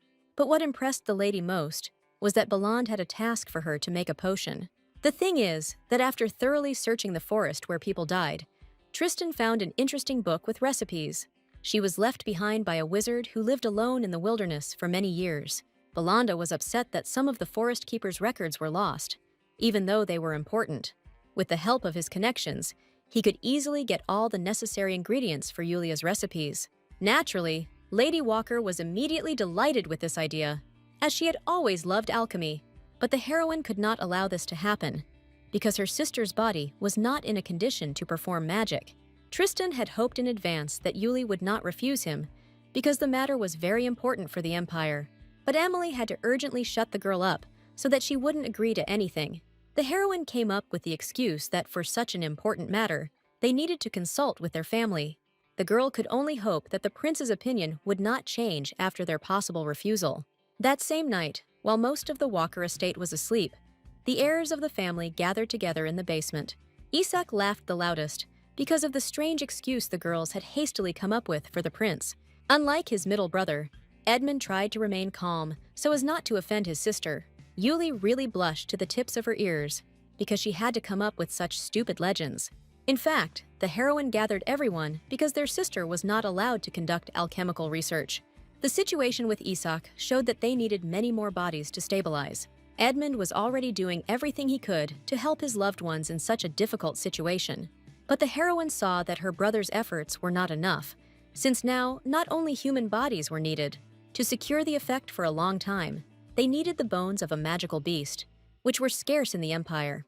Even Isak understood how difficult the situation with their bodies was after the resurrection. To avoid arousing the prince's suspicions, Edmund advised Julia to accept his offer to do the research. The girl was immediately delighted by this, because she had long dreamed of working under Tristan's leadership. The Duke didn't just agree to such cooperation, because Yuli could have stumbled upon something important. Edmund didn't believe that the forest keeper had simply hidden the potion recipe from everyone for many years. The wise guy suspects that this hidden recipe could be useful to his family in the future. It was quite possible that the keeper was trying to hide something that belonged to the dark magicians. So now Isak had a chance that he would no longer give in to that unfounded rage. Yuli didn't care what her brothers wanted from her, as long as she could get down to research. The girl hadn't started doing her favorite thing for so long that her happiness at the moment knew no bounds. The next morning, the first thing Werner did was ask the prince why they had arrived in different carriages. Tristan was already used to the fact that many guys didn't realize how much this could cause rumors from the outside. Even his faithful assistant did not expect that the tongues of the aristocrats would be so vicious. During Emily's examinations, the knight had long since come to an opinion that differed from his master's thoughts. This was all because Werner thought it was stupid to try to find out if there was evil hiding behind Emily. The guy was surprised every time by how sweet and kind the girl always was next to them. So the assistant did not even think of suspecting the lady who always served his master faithfully. What impressed Werner most was how Emily bravely saved her little brother from the monster. For this reason, he desperately tried to convince the heir that the lady was a good person. But Tristan was interested in something completely different, because he discovered something in the documents. Bilan noticed that the Walker family's carriage was brand new, and yet they had not announced the purchase. This discrepancy greatly bothered the prince, who believed that the family had something to hide from the others. And the heir was right, because after the resurrection, the Walkers really did have a lot of secrets. That is why the heroine had to hold all meetings with her family on deep and quiet nights. They had no other choice, as their loved ones did not want to be discovered by anyone else. Over the past few days, Edmund has been setting up a whole secret storage area for the family's corpses. All this gave hope that the next ritual would be enough for the zombies. But the heroine still felt uneasy, because she was afraid of being caught by the heir to the throne. A few days ago, Donald personally contacted the Duke, as he had found new information about his case. The merchant was very proud of himself, since it was only in his power to fulfill Walker's requests. Edmund never thanked the man in advance, no matter how much he bragged. It turned out that Donald had found a way to use a pile of bodies of recently executed prisoners. Crimes were being committed throughout the empire, and the emperor had been particularly strict in recent times. In theory, such bodies were burned almost immediately after the execution, so that there would be no mention of them, and the merchant planned to pretend to be a company that allegedly personally cremated the bodies of criminals. This news pleased Edmund, as it greatly increased his chances of getting good corpses. Moreover, the empire was so vast that now the Walker family will always have supplies. Only the most cunning dark market trader had access to such massive mining operations. The Duke did not miss Emily's doubts, which were clearly written on her face. The older brother wanted the girl not to suffer from constant pangs of conscience. The heroine was forced to do all this not out of personal whim, but to help her beloved family. However, the lady could not help but think that they had all gone down the wrong path because of her. But it was too late to retreat, because the brothers and sister needed the girl's help. So the heroine threw all bad thoughts out of her head and concentrated on the ritual. Any mispronounced word could again lead to unpleasant consequences. That's why the girl tried so hard, just so that everything would be okay with the zombies in the future. While the Walker family was absent from the estate, the prince took advantage of this strange situation. The guy had long noticed that people from this family, for some reason, slept surprisingly little at night, while he couldn't sleep properly because of the noises they made all night. So today's silence suggested to the heir that everyone had gone somewhere secretly from him for a while. This only played into Tristan's hands, as he wanted to find some suspicious information. That's why he carefully made his way into the Duke's office, even though it was the wrong thing to do. However, no matter how much the guy searched, for some reason, there was practically nothing in the documents. This further alarmed the heir, who was already unable to shake off his suspicions. Tristan understood that such an opportunity might not present itself to him anytime soon. It was only at one wonderful moment that he clearly felt someone's intense gaze on him. The boy turned around in horror, as his instincts told him that he had been discovered. But it turned out that the Walker family's pet cat had wandered into the office and posed no danger. In fact, Leo did not like the search for Tristan, and he decided to distract the prince from this activity. The demon deliberately brought a maid after him to scare the heir out of the office, so Tristan had no choice but to escape through the nearest window. He had good physical condition, so this did not present any difficulty for him. The prince arrived just in time, as a second later, Riley peered into the Duke's office. The girl always tried to keep an eye on her pets when their owners were away. She didn't notice that Leo was frowning more than usual, since she didn't know how to read a cat's emotions. This is all because the demon was convinced of the danger of Tristan, who suspected the Walker family of something. The next morning, the maid was the first to speak about the Duke's study having been opened during the night. Even then, the assistant found this strange, since none of the owners were home. That's why Riley confessed everything to Emily, because this information could be important. For herself, the faithful servant was unable to find an explanation for the strange incident. The heroine listened to her assistant with gratitude, since she herself was worried about such cases. The lady had no doubt that Tristan had searched her brother's office that night. It was only thanks to the maid's vigilance that evidence was found so quickly in this matter. But it turned out that this was not all, because Riley had other news for the lady. She recently received a letter from one of the important aristocrats, intended for Emily. It was a message from Natalie Spencer, who had been a good friend of the heroine since childhood.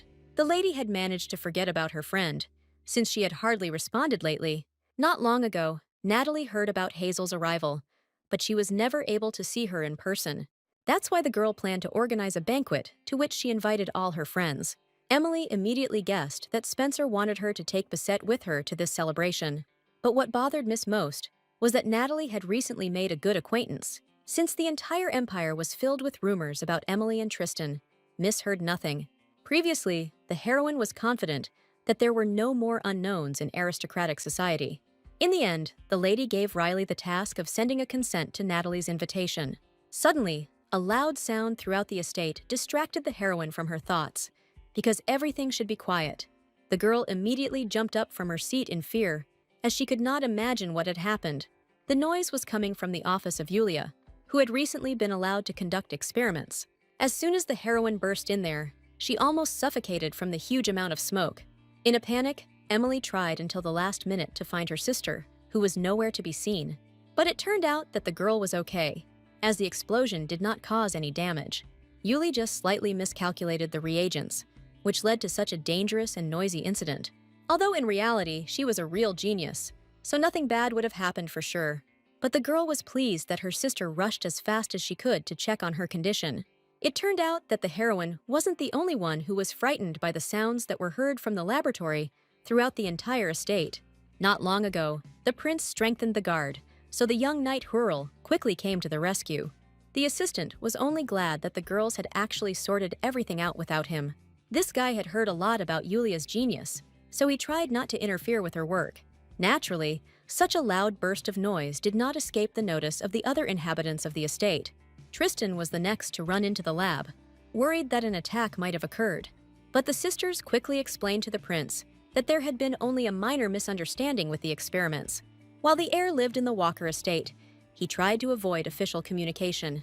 So Yuli quickly got used to conversations with Belland, even though they had different statuses. As usual, the prince quickly settled all issues with the security, who performed their duties well.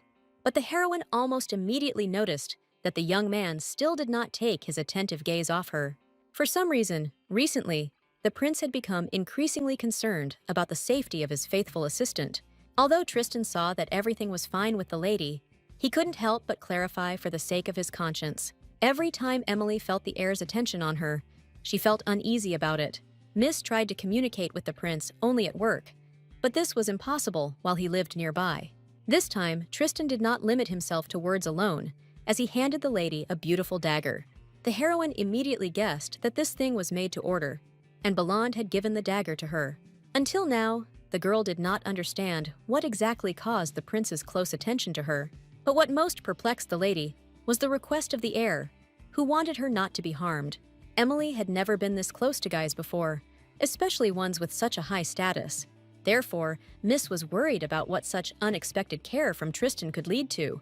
She was saved from embarrassment by the fact that Yuli began to complain about her difficult experiments. It turned out that most of the recipe had been lost, and the lady was trying to restore it at least a little. When it came to alchemy, Yulia's eyes burned with an incredibly joyful and lively fire. Seeing such a sight, the heroine felt a little envious of her sister, who was not a dark magician. Lady Walker was one of those people who was ready to talk endlessly about experiments in alchemy. For the first time, Tristan felt the hopelessness of being locked out of a conversation. At such moments, little could distract Yulia, because she completely lost herself in excitement. Only Emily had the gift of calming her sister, which is what she did to save the heir to the throne. Tristan did not miss the fact that his faithful assistant was trying to protect him from long monologues.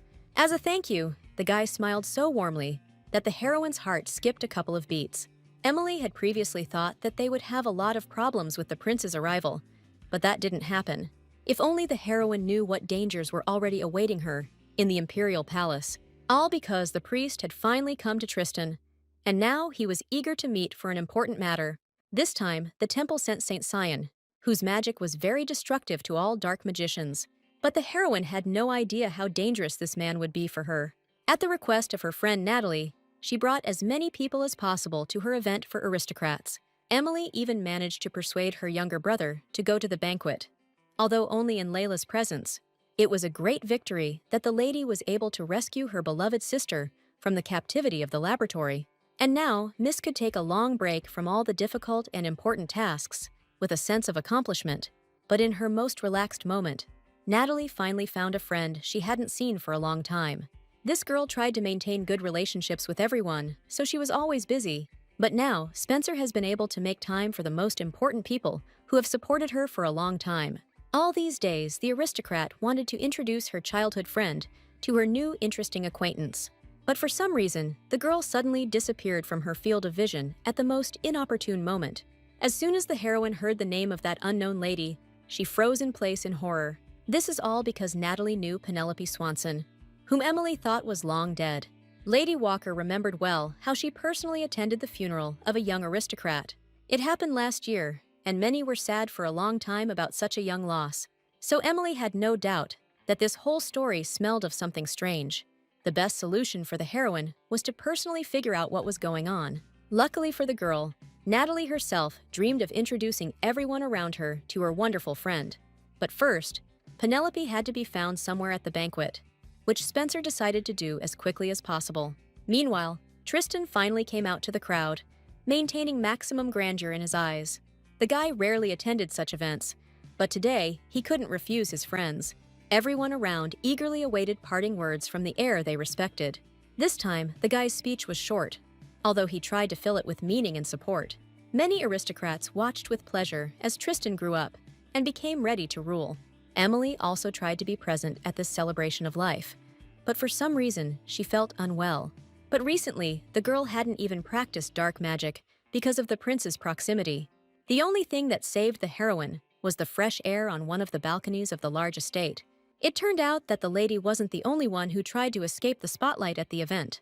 Emily was glad to meet Tristan in a relaxed atmosphere, since they usually didn't have time to talk. While the girl constantly wanted to express her gratitude to the prince for his protection, Balan did not do this because he valued the Walker family, but he decided to keep silent about it. It was at this moment that the lady remembered that she had prepared a small gift for the heir to the throne. She had noticed more than once that he had a weakness for mint tea, so she bought it. The guy clearly didn't expect his faithful assistant to show so much attention to him, while for the heroine, such actions seemed normal for her job. But Tristan thought otherwise, because even Werner usually didn't pay attention to such trifles. As soon as the heir approached the girl, she, as she thought, forgot about everything else. Such close communication with the guy greatly embarrassed the lady, causing her to get lost in her own head. Once again, Baland reminded Walker that everyone around them continued to follow them, so the girl had to return to the main hall only when the main music changed. Until then, Tristan enjoyed the lady's emotions with a smile, which attracted his attention. The longer they remained in each other's company, the more embarrassed the heroine felt. Only when the music finally stopped was the girl able to free herself from the prince. Never before had Emily run away so quickly, as if something terrible was chasing her. But as soon as the lady returned to the hall, the unpleasant nausea attacked her with renewed vigor. Miss had just started feeling better, but suddenly all the painful effects became much stronger. The heroine didn't have a single guess on this matter, because she didn't know how to treat herself. Meanwhile, the bad feelings did not subside, as if something was forcing them to get stronger. But the priest Zion, who just happened to be passing by the young lady, could heal others. This guy accidentally noticed the girl, not suspecting that he himself became the cause of all her problems. As a true saint, Zion could not pass by a person who needed help. The closer the priest came, the more difficult it became for the heroine to breathe due to the presence of holy power. His assistant volunteered to help an unknown lady in distress so that the priest would not be distracted by anything. But Zion was used to sharing his power with anyone in need, even if there was no place for it. Only the priest Paolo was against this approach, since he respected the manifestations of holy power. The high priest did not share the opinion of his assistant, as he tried to help all the people around him. While they were arguing, the heroine didn't feel any better, but she still tried to show that everything was okay. The most important thing for the girl now was to refuse the saint's help, so as not to die completely. In the end, the priest really didn't help the lady yet, because he was in a great hurry. Despite her pale skin, Emily managed to maintain her composure so as not to arouse the priest's suspicions. Only when the priests left was the heroine finally able to feel much better. A little later, Zion became interested in the girl who refused his help. His assistant was able to recognize the young lady as the daughter of the Walker family, about whom they had heard good things. After meeting the girl, something bothered the priest. although he was not sure of his strange assumptions. Paolo did not notice anything strange about the girl, who was little different from the other aristocrats. But Zion was sure that for some reason, some strange energy was emanating from Emily.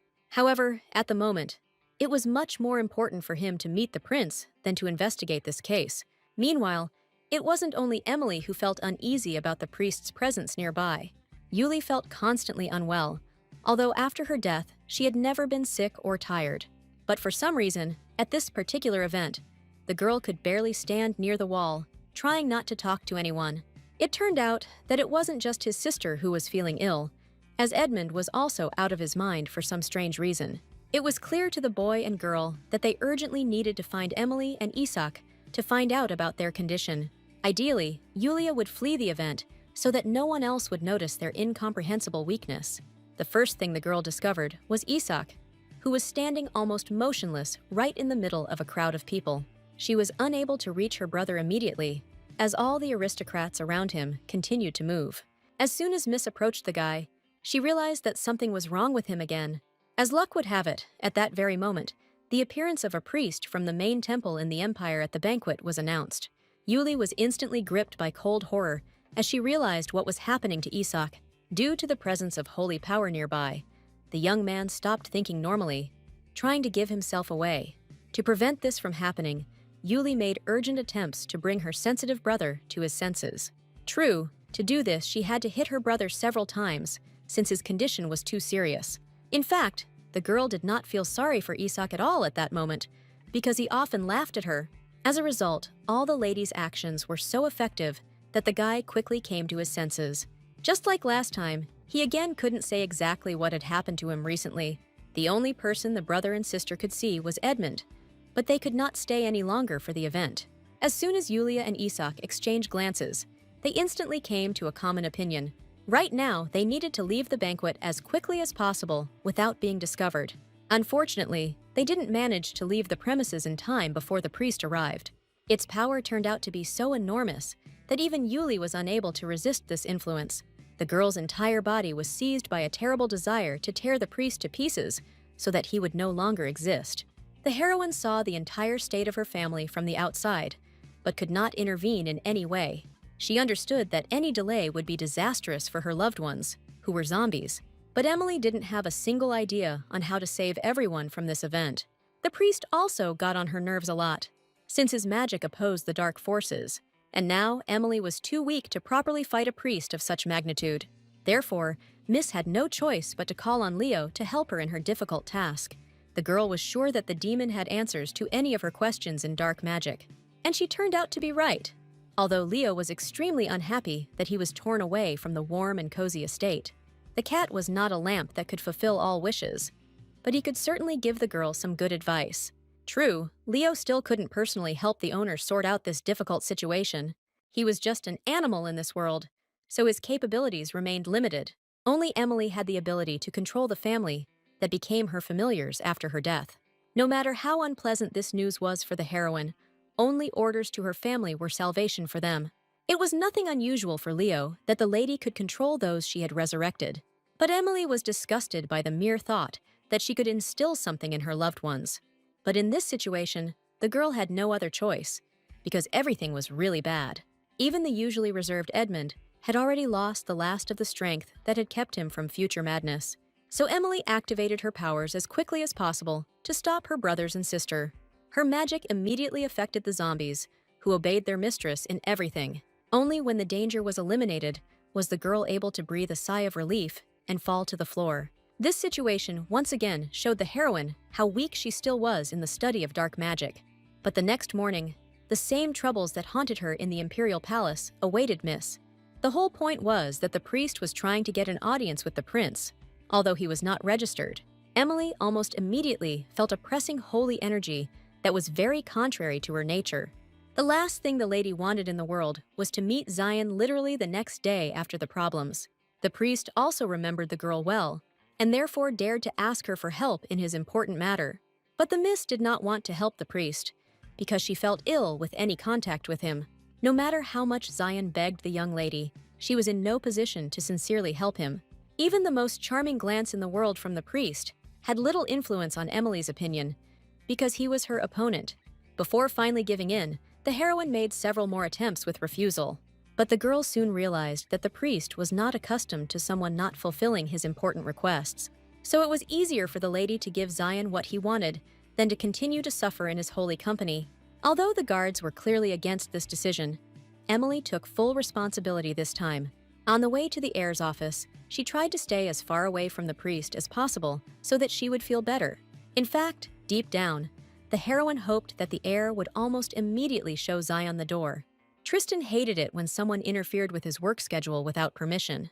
And the priest turned out to be just such a person who appeared in the office without asking. Emily was still amazed at how cheerful this young and handsome man was. It turned out that Zion secretly escaped from his assistant so that he would not interfere with his meeting with the prince. This was because the main church did not approve of any conversations with the heir without his invitation. This circumstance surprised the girl, who did not expect that even priests could break some rules. Usually the priest did not allow himself to behave like this, but his business was too important. For his sake, he even dared to interfere with Emily's work schedule. Although he treated her well, he looked forward to seeing Belande, hoping that the prince would not drive him away. As the heroine thought, Tristan was not happy that there were strangers in his office. Zion immediately tried to explain his position, because it was not without reason that he had broken some rules. But the heir did not even look in the direction of the offender, since he did not want to communicate with him. Even in his worst fears, the priest never thought that Tristan would be so evil. Belande immediately recommended that the priest send him an official request for a business meeting. It was the first time in her life that Emily had seen Tristan remain so cold and stern. It wasn't hard for the girl to guess that the prince was still afraid that someone was leaking his information. They spoke with the heir more than once about the fact that it was not only the Walker family that was in danger, so the heroine was not surprised by how sharply Tristan reacted to the appearance of the priest.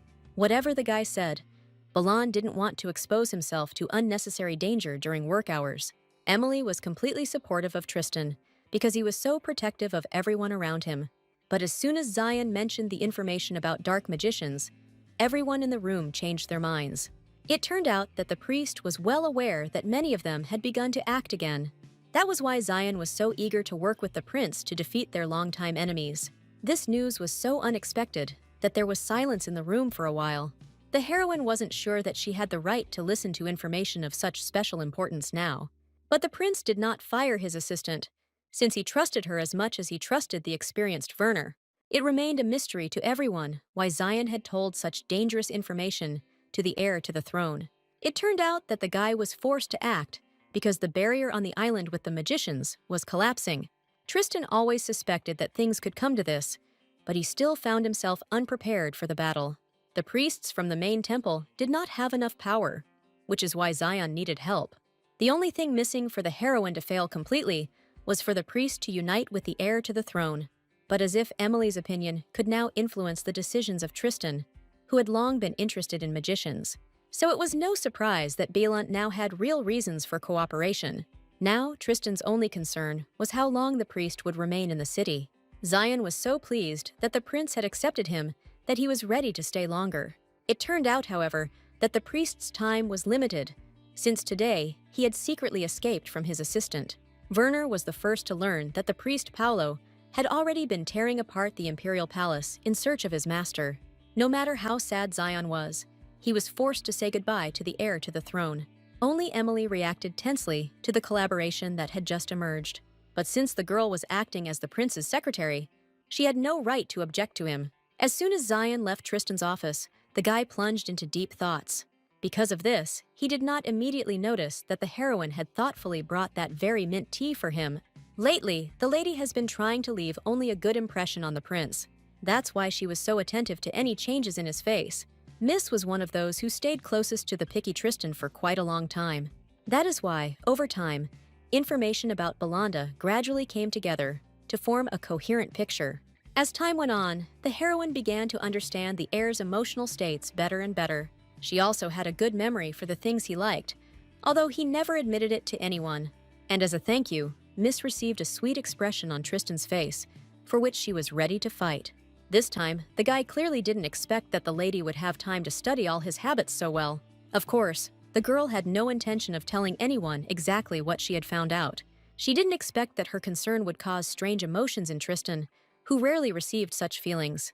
Even this time, the guy tried to hide the fact that he was embarrassed by Emily's attentiveness. The last few days have been so busy that the banquet organized by Natalie has already arrived. Spencer was so happy to meet Emily because she could finally introduce her friend to her. As soon as the heroine saw Penelope Swanson, she immediately recognized her as a dark magician. The Count's daughter herself strenuously pretended that she was in fact an ordinary person in the Empire. But the heroine definitely felt magic in her, the energy of which had recently been present in her as well. But Penelope herself didn't even notice that Emily also belonged to the forbidden dark magicians. The girls quickly brought Lady Walker to the common table, where many had already gathered. From the very beginning, Emily did not feel very comfortable in the company that was surrounded by Swanson's magic. All the young aristocrats behaved as if nothing unusual was happening around them. This led the heroine to the idea that Penelope had distorted the memories of everyone present. Otherwise, how could one explain how quickly each of the ladies got along with Lady Swanson? Natalie was ready to constantly talk only about the new friend she introduced Emily to. It was Spencer who told a lot of interesting things about Lady Walker to a recent good friend. All this only made the lady more tense, although she tried her best to smile at everyone around her. Natalie's behavior was very different from what the heroine had been accustomed to since childhood. Never before had the girl looked back so closely at someone she had only recently started communicating with. All the friendly atmosphere disappeared as soon as Miss asked how Natalie met Penelope. Suddenly, Spencer seemed to fall into a state where she couldn't control her actions. It was at this moment that Swanson finally revealed her true magical nature. The girl put Natalie into a state of hypnosis in order to once again change her upbringing. According to Penelope's legend, the girls accidentally spilled glasses of wine on each other at a banquet. The dark sorceress was confident that her magic worked perfectly on her subordinates. Only one heroine did not succumb to the suggestion, since she herself possessed dark energy, while Natalie good-naturedly stated that she had indeed somewhat forgotten the moment they met. Emily had to pretend that she believed every word her beloved friend said. This was all because Penelope had mind control, and this could have a tragic effect on the heroine. The girl understood that now she had too little strength to resist this type of magic. The most terrifying thing was that Swanson could make Lady Walker's disappearance go unnoticed by others. That is why Miss preferred to remain silent, under the contemptuous gaze of young Penelope. What surprised Emily most was that such a powerful magician had not yet been found within the powerful empire. This time, Lady Walker was saved only by the fact that Swanson wanted to finish the general tea party early. Although the sorceress did not explain anything, she used magic to make it so that no one would object to her. And Emily had to smile politely in response, although in reality, she was barely containing her horror. The lady was only able to relax when she hid from everyone inside her family carriage. The heroine had no idea that Penelope was much more dangerous than she could have imagined, all because the girl was constantly just pretending to be a good person in society. But in reality, she was terribly angered by the aristocrats who paid so much attention to traditions. Until now, she could only trust her faithful assistants, whom she herself created with magic. The most devoted among them was Herman, who was also endowed with good abilities. Penelope didn't hesitate to use the guy for any needs that came to her mind. Any other person in the servant's place would have long ago run away from the mistress. But Herman had no such thoughts. He didn't dare say a word to the girl who essentially created him with her magic. Such devotion as that of this assistant was truly difficult to find throughout the entire empire. The only problem was that Penelope did not value Herman, using him to achieve her own goals. Meanwhile, Emily was unaware that she had nevertheless attracted Swanson's attention at her tea party. As soon as the girl returned to the estate, Edmund suggested that she go to the auction. He prepared a disguise in advance, because items for dark magic would be sold in that place. Now, the heroine needed any information about her powers, so she couldn't miss something like this. So soon they all attended an auction together, to which not all aristocrats were invited. The heroine was grateful to her family for their support, because without them, she would never have decided to do something like this. This was far from the first time that older brothers helped their beloved sister so well. However, the girl was still oppressed by some kind of anxious feeling, and she could not drown it out. Just in case, the lady took with her a bag with a huge space that could fit a lot of things. The girl's intuition did not fail her, as this time too she encountered unexpected adventures. One of the workers mistook the heroine for the auction organizer and dragged her along with him. Before Emily knew it, she found herself far away from her family, something she had been trying to avoid all this time. But the fact that she was mistaken for an auction worker because of her mask even played into the hands of the curious girl. The heroine has always had the ability to quickly adapt to any situation, so when Yuli discovered her sister was missing, she no longer planned to go back. The Walker family did not have time to find the lady, as the sale of prohibited items had just begun. Many people had been waiting for this for so long that they quickly began to buy up any secret items they liked. For this reason, assistants barely had time to bring new items to the auction before they were immediately taken apart. So any help from anyone would be very welcome for the organizers who were barely able to cope.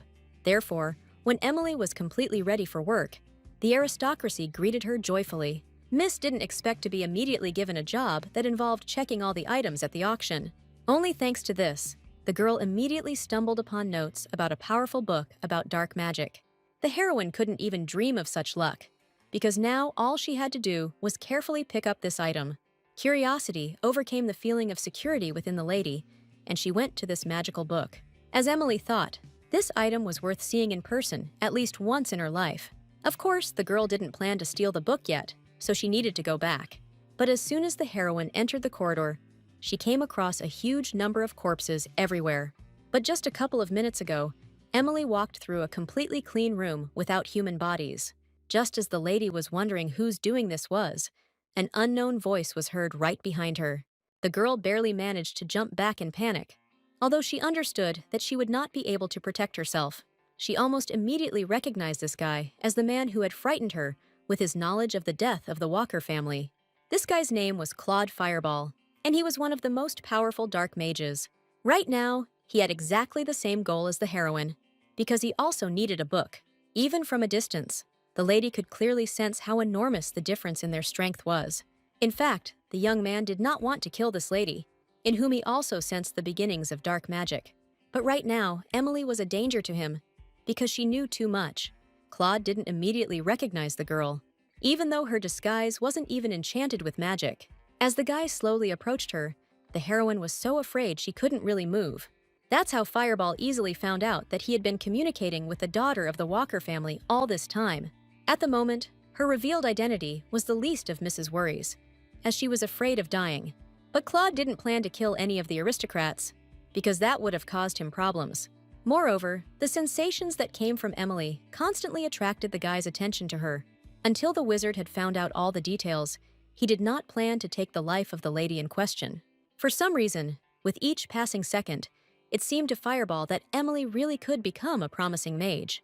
But among the aristocrats, it was shameful to support dark magic, which was widespread outside the temple. In fact, Claude always had an option ready that no one would appreciate because of its cruelty. The guy didn't mind making the girl his familiar, so that she would continue to remain silent. He didn't care at all what the lady herself would think about such a strange and unpleasant option for her. Emily was only saved from continuing by the appearance of security, who noticed the disappearance of their people at their post. But even the appearance of the knights did not greatly disturb Claude, who was many times stronger than everyone present. Fireball didn't want to engage in battle, only because he didn't want to waste precious energy on it. The knights believed until the very end that they would somehow miraculously be able to defeat the unknown enemy. But with just a snap of his fingers, Claude proved that something like this would be impossible even in 1,000 years. As soon as he cast the lightest spell, the knights began to die right on the spot. They didn't even have any protective amulets against powerful dark magic with them. Fireball did not spare any of them, as he did not care about every person in his path. He was so eager to get the book that he didn't pay attention to people's lives. The heroine understood that she did not have enough strength to resist such a powerful magician. However, the girl could not just stand and watch as Claude stole something dear to her. In a panic, the lady tried to at least find out the name of the acquaintance who knew so much about her. Surprisingly, Fireball reacted calmly, and even said his name for the first time in a long time. It was precisely this delay on his part that the heroine needed all this time to come up with a plan. Only now did Emily remember that she had the opportunity to move the lot straight to the top. This is exactly what the lady did in order to be able to pick up the book herself a little later. Claude was clearly not prepared for some girl to so easily outwit his plans. The host had already announced the delivery of a book about dark magic, so it was too late to run. But no one expected that along with the book, strange people would also appear on stage. It is not surprising that many aristocrats were outraged by such disorder on stage. Everything that was happening was not in Fireball's favor, but he tried to contain his anger until the very end. The guy understood perfectly well what enormous consequences would arise if he declared a fight right here. But the heroine provoked the young man in time, as she saw that he would not be able to bear it any longer. And Emily was right, as Claude quickly went into battle mode the moment he got angry. Meanwhile, Yuli still couldn't get the strange absence of her beloved sister out of her head. She couldn't figure out where Emily had managed to disappear to at such an important moment. Meanwhile, the auctioneer conducted the sales according to schedule, without dwelling on details. As soon as the girl heard that a very ancient object was about to appear, she forgot about everything. Edmund deliberately woke up Isak, who wasn't even trying to concentrate on things. And at exactly that moment, the heroine appeared on the set with a book, which no one expected. Upon seeing the unknown person, the guards reacted immediately, as they were prepared for such incidents. But Claude didn't even think of being scared, although he was unhappy that he had been discovered. Fireball had enough power to easily kill everyone in that massive hall. The heroine realized with horror that the guards would hardly be able to cope with this magician, but in this situation, she could do nothing to help, and all she could do was run away with her family. Isak appeared just in time, demanding that his sister follow him obediently. This time, Emily didn't argue, because she really was in a dangerous situation. As soon as they were reunited, Yulia's anxiety gradually began to disappear at the sight of her beloved sister. But the entire Walker family was still in danger, as Claude had started attacking people. That's why the middle brother didn't hesitate when he picked up his sisters in his arms for a quick escape. Many aristocrats ran in panic to the doors, which were now the only way out. This made Edmund realize that they were unlikely to escape if they followed the crowd. But all this did not create problems for Isak, who had accumulated strength within himself due to the recent ritual. So the guy quickly broke through one of the walls, which was impossible for an ordinary person. Even after such a powerful blow, the guy still had plenty of strength to carry his sisters away from here. While they were in his arms, the young man's speed hardly slowed down along the way. But Edmund had a hard time escaping, since not much dark power was poured into him. Isak himself was surprised that there was still a huge amount of energy inside him. Emily clearly remembered that after his recent death, her brother was practically unable to lift a sword. But before, he was the most powerful swordsman in the Empire, and everyone was afraid to stand in his way. Isak's talent was superhuman strength and speed, which he inherited from his ancestors. Only now did the lady realize that her brother had been a monster before. So little had changed for him. They managed to escape just in time, because the entire auction building suddenly went up in flames. When Edmund invited his family to this event, he didn't think there would be such consequences. The most important thing was that even fragile Yuli was not harmed during the enormous danger. What frightened the family most was the presence of that terrible magician who possessed power. Yuli was ready to scold her sister all day for not running away from that man. As usual, Isak came to the girls' aid, trying to reconcile them in their huge disagreements. Only now, Emily admitted that she had already seen this guy once, although she had not told anyone. This circumstance made Edmund nervous, since he personally could not remember that man. He always tried to control everything that concerned the safety of his family and friends. So the guy demanded that his sister tell him everything in detail in their estate. The heroine suspected her brother would react this way, which is why she tried to remain silent all this time. The saddest thing for the family was that they were unable to buy back or steal the book on dark magic. But it turned out that Emily had managed to hide the item in a bag with a huge amount of space. No one expected such agility from a girl who always seemed quiet and timid. But now the heroine was displaying miracles of impudence, because the lives of her family depended on it. Meanwhile, Claude was still in the middle of the bloody massacre that he himself had caused. The guy was upset that he couldn't find the book anywhere, even though he had come specifically to steal it. Suddenly, a memory of a young girl's menacing gaze appeared in Fireball's mind. So the young man no longer doubted that it was she who took such an important book for him. No matter how strong Claude was, he didn't want to constantly waste his energy on people. So this time he chose to escape, even if he ended up returning empty-handed. Fireball wasn't too upset that some of his plans were unexpectedly disrupted. This is all because the guy had a lot of patience, so he could easily wait for the right moment. The The next morning began for the heroine, with her meeting the priest again. But the lady simply came to work. But even here, she could not be alone in peace. The guy arrived so early in order to secure another meeting with the heir to the throne. He was also glad to meet Emily, who seemed more and more like a good person to him. But the girl herself could hardly bear the holy energy, of which there was a lot in the priest. As Miss thought, the first thing Zion said was about the dark magicians he was fighting against. But the lady easily changed the topic of conversation to compliments in order to quickly confuse the guy. This worked so well because the young man had not previously received any reaction to his good looks. For some time after the embarrassment, the priest was truly unable to continue the conversation normally. Seeing such a reaction, Emily only began to press harder on this tender spot of her interlocutor. He eventually admitted that in his temple, it was not customary to praise people's appearance and personality. The priests had a strict upbringing, although they still remained ordinary people. In Emily, the guy saw the same beginnings of strength that he had once accidentally awakened in himself. It was not difficult for the lady to lie that all this could be due to divine blessing. Every person in her family has had some useful gift since ancient times. This information interested the priest, and he expectedly asked to tell more. It was at this moment that Emily announced that she could sense the presence of dark magic around her. She tried her best to become useful in the eyes of the priest so that he would not suspect her of anything. And it worked, as Zion developed a strong respect for the girl after what he learned. The guy always tried to gather special people around him to fight dark magicians. That is why he even went against the temple and achieved an audience with the heir to the throne. But Zion wasn't going to stop there, because now he was interested in getting to know the girl better. The heroine could not have imagined that her sweet words would turn into such problems in the future. However, Emily had no right to miss the chance to get closer to the priest, who was dangerous for her. That's why she still secretly met with the priest the following weekend. The lady was very surprised when she realized that this time, Zion went for a walk without security. But the guy was confident that his strength would be enough to protect the two of them if necessary. All this time, Emily had to give in to the young man so that he would continue to treat her well. However, she dared to ask the priest why he had called her to the meeting in the first place. It turned out that Zion had become well aware of the recent explosion at the auction estate. These underground organizations were always the last to be discovered by the authorities due to their secrecy. But that time, so many aristocrats escaped at once that they immediately attracted attention. Zion personally verified that almost all of the items remained unsold in the storage facility. But for some reason, the most important book about dark magic disappeared without a trace after the fire.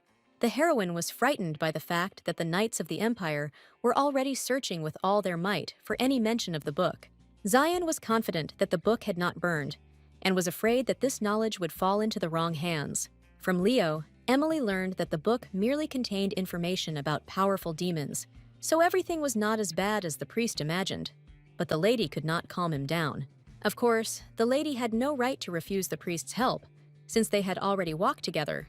The guy was sure that the book was somewhere in the vicinity, because the magical barrier did not work. The lady was never going to admit that the book had been lying in her house all this time. But before setting out on his search, Zion needed to change his clothes. The guy didn't expect that the white color of the cloak would only attract more attention. In his city, priests never had to hide, so he didn't know how to do it. No matter how much embarrassment overwhelmed him, the priest obediently followed his wise and skilled friend. Emily was only glad that the priest was listening more and more to her words. In the end, it turned out that Zion's appearance matched any outfit and color of clothing. The guy himself had no idea how beautiful he appeared to everyone who was watching them. The heroine almost drooled over such a handsome man, which was not her status. As a result, the girl personally paid for all the outfits that the young priest had tried on today. Now that he was wearing a dark robe, few people would pay attention to such a guy. The young man felt a surge of pride when he heard that the lady had paid for his purchases herself. But Zion was not in a position to buy anything for itself in secret from the main temple. That's why the guy had to gratefully accept the help of the lady he liked. Emily had no idea that from childhood, the priest had been forced to wear only white. The guy himself didn't regret anything, because this was the only way he could concentrate all his strength within himself. Zion planned to continue searching for traces of dark magic, but the girl had other desires. While she had the opportunity, she tried to distract the priest from searching for the forbidden book. This turned out to be easy, since Zion had not walked the city streets like an ordinary person for a very long time. So the guy was surprised even by the delicious food that was sold in large quantities at the market. At the end of their little adventure, the lady dragged her friend to the highest tower in the city. This was because it offered a wonderful view of any location in the main center of the empire. Emily hadn't shown anyone the city as she saw it with her own eyes for quite some time. After what he saw, Zion completely forgot that he was supposed to be looking for traces of dark magic. Now the guy was genuinely enjoying the walk, because it would be a while before he would be able to get away for a rest. From time to time, the lady continued to embarrass the priest by telling him what a handsome man he was. Her family, even for a long time, did not want to let Miss go for a walk when she saw the priest's face. But the girl did not take offense at them, because she understood that they were just worried and concerned. Suddenly, Zion came to the conclusion that Emily's loved ones truly loved her very much. Just like that. It was strange for the heroine to hear envy in the words of someone who had always received love from God.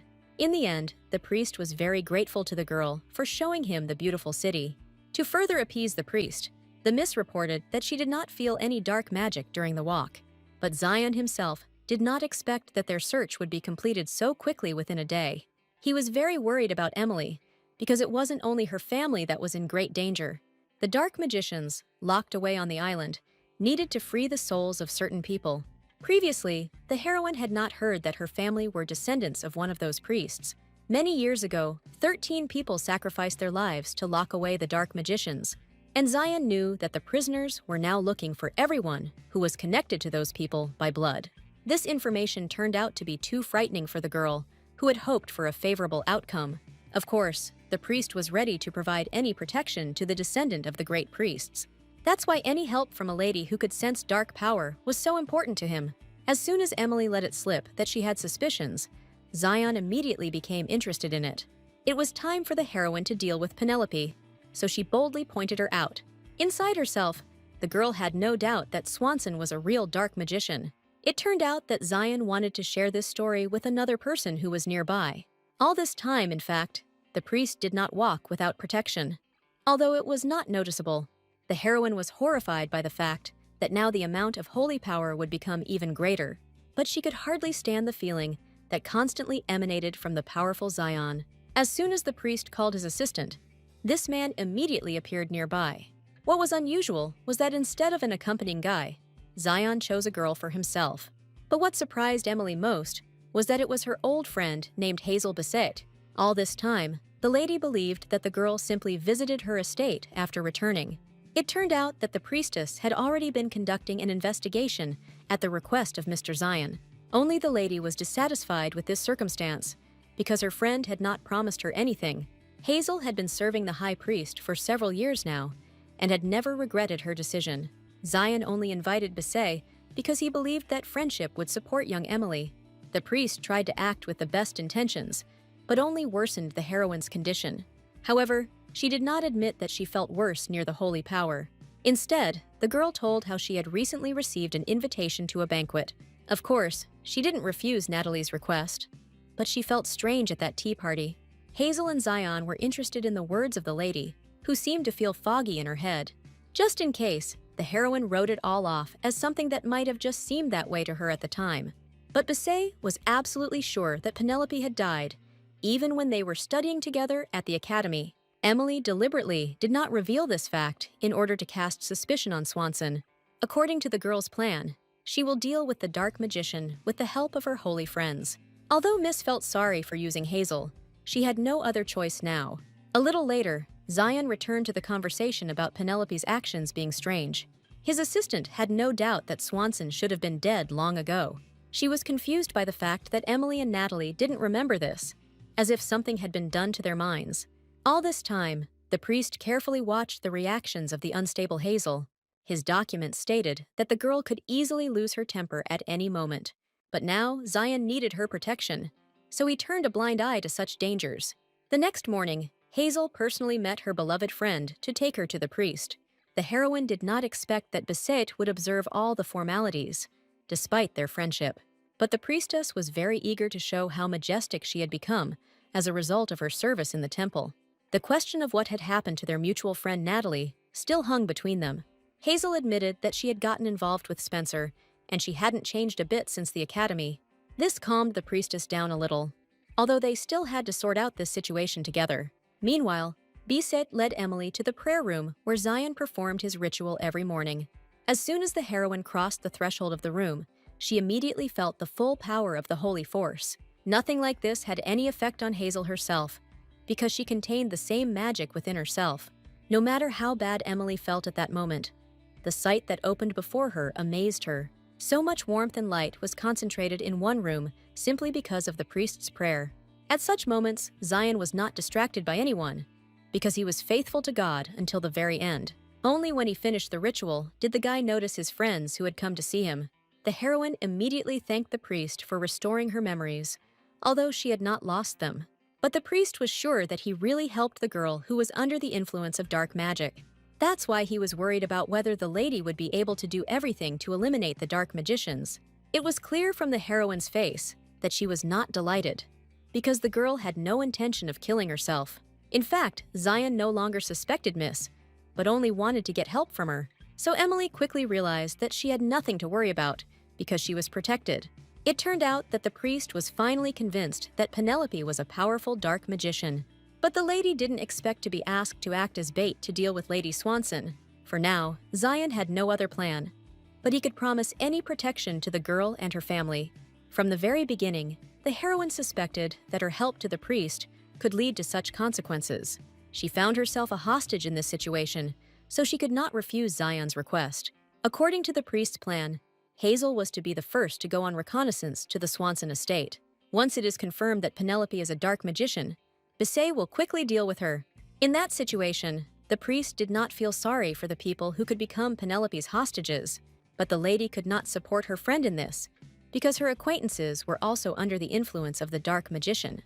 But the priest believed that any dark magician could create incredible chaos and disorder, while Emily personally only made a mess on her desk. However, it was impossible to convince Zion of his opinion that all dark magicians were terrible. The guy believed that every person who uses such powers should be exterminated. And this time, the heroine's opinion diverged from her friends, since she did not consider herself a danger to society. The girl did not choose this path for herself, and now she could only be killed because of dark forces.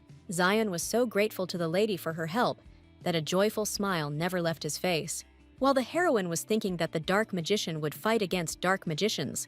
However, she still came to Penelope's event, who was glad to see all the guests. Emily tried not to reveal the fact that dark forces were concentrated within her as well. This time, the girl was prepared for Swanson to resort to further manipulation. That is why the lady took her friend with her. Although she did not warn Penelope about her arrival, the holy magic that was concentrated in Hazel could be felt by anyone from the outside. But the heroine had managed to get used to the holy power, so she could calmly stay nearby. But this caused problems for Penelope, since the girl tried to avoid communication with priests.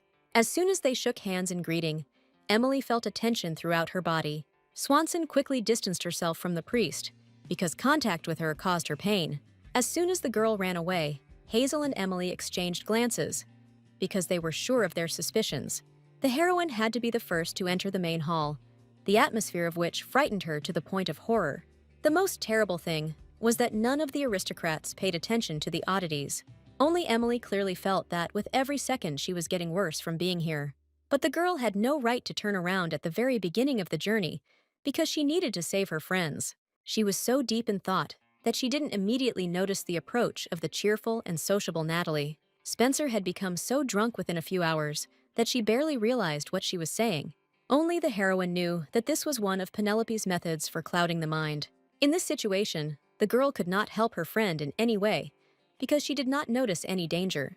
Only Emily felt Swanson's pressing gaze, although she continued to smile sweetly.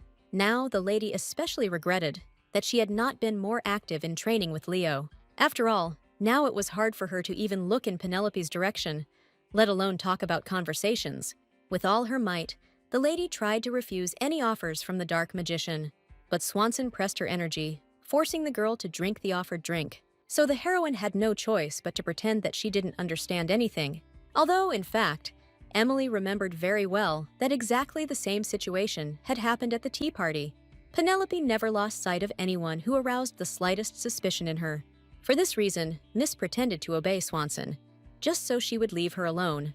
In the end, the girl was satisfied, but she still wasn't satisfied with what she had done.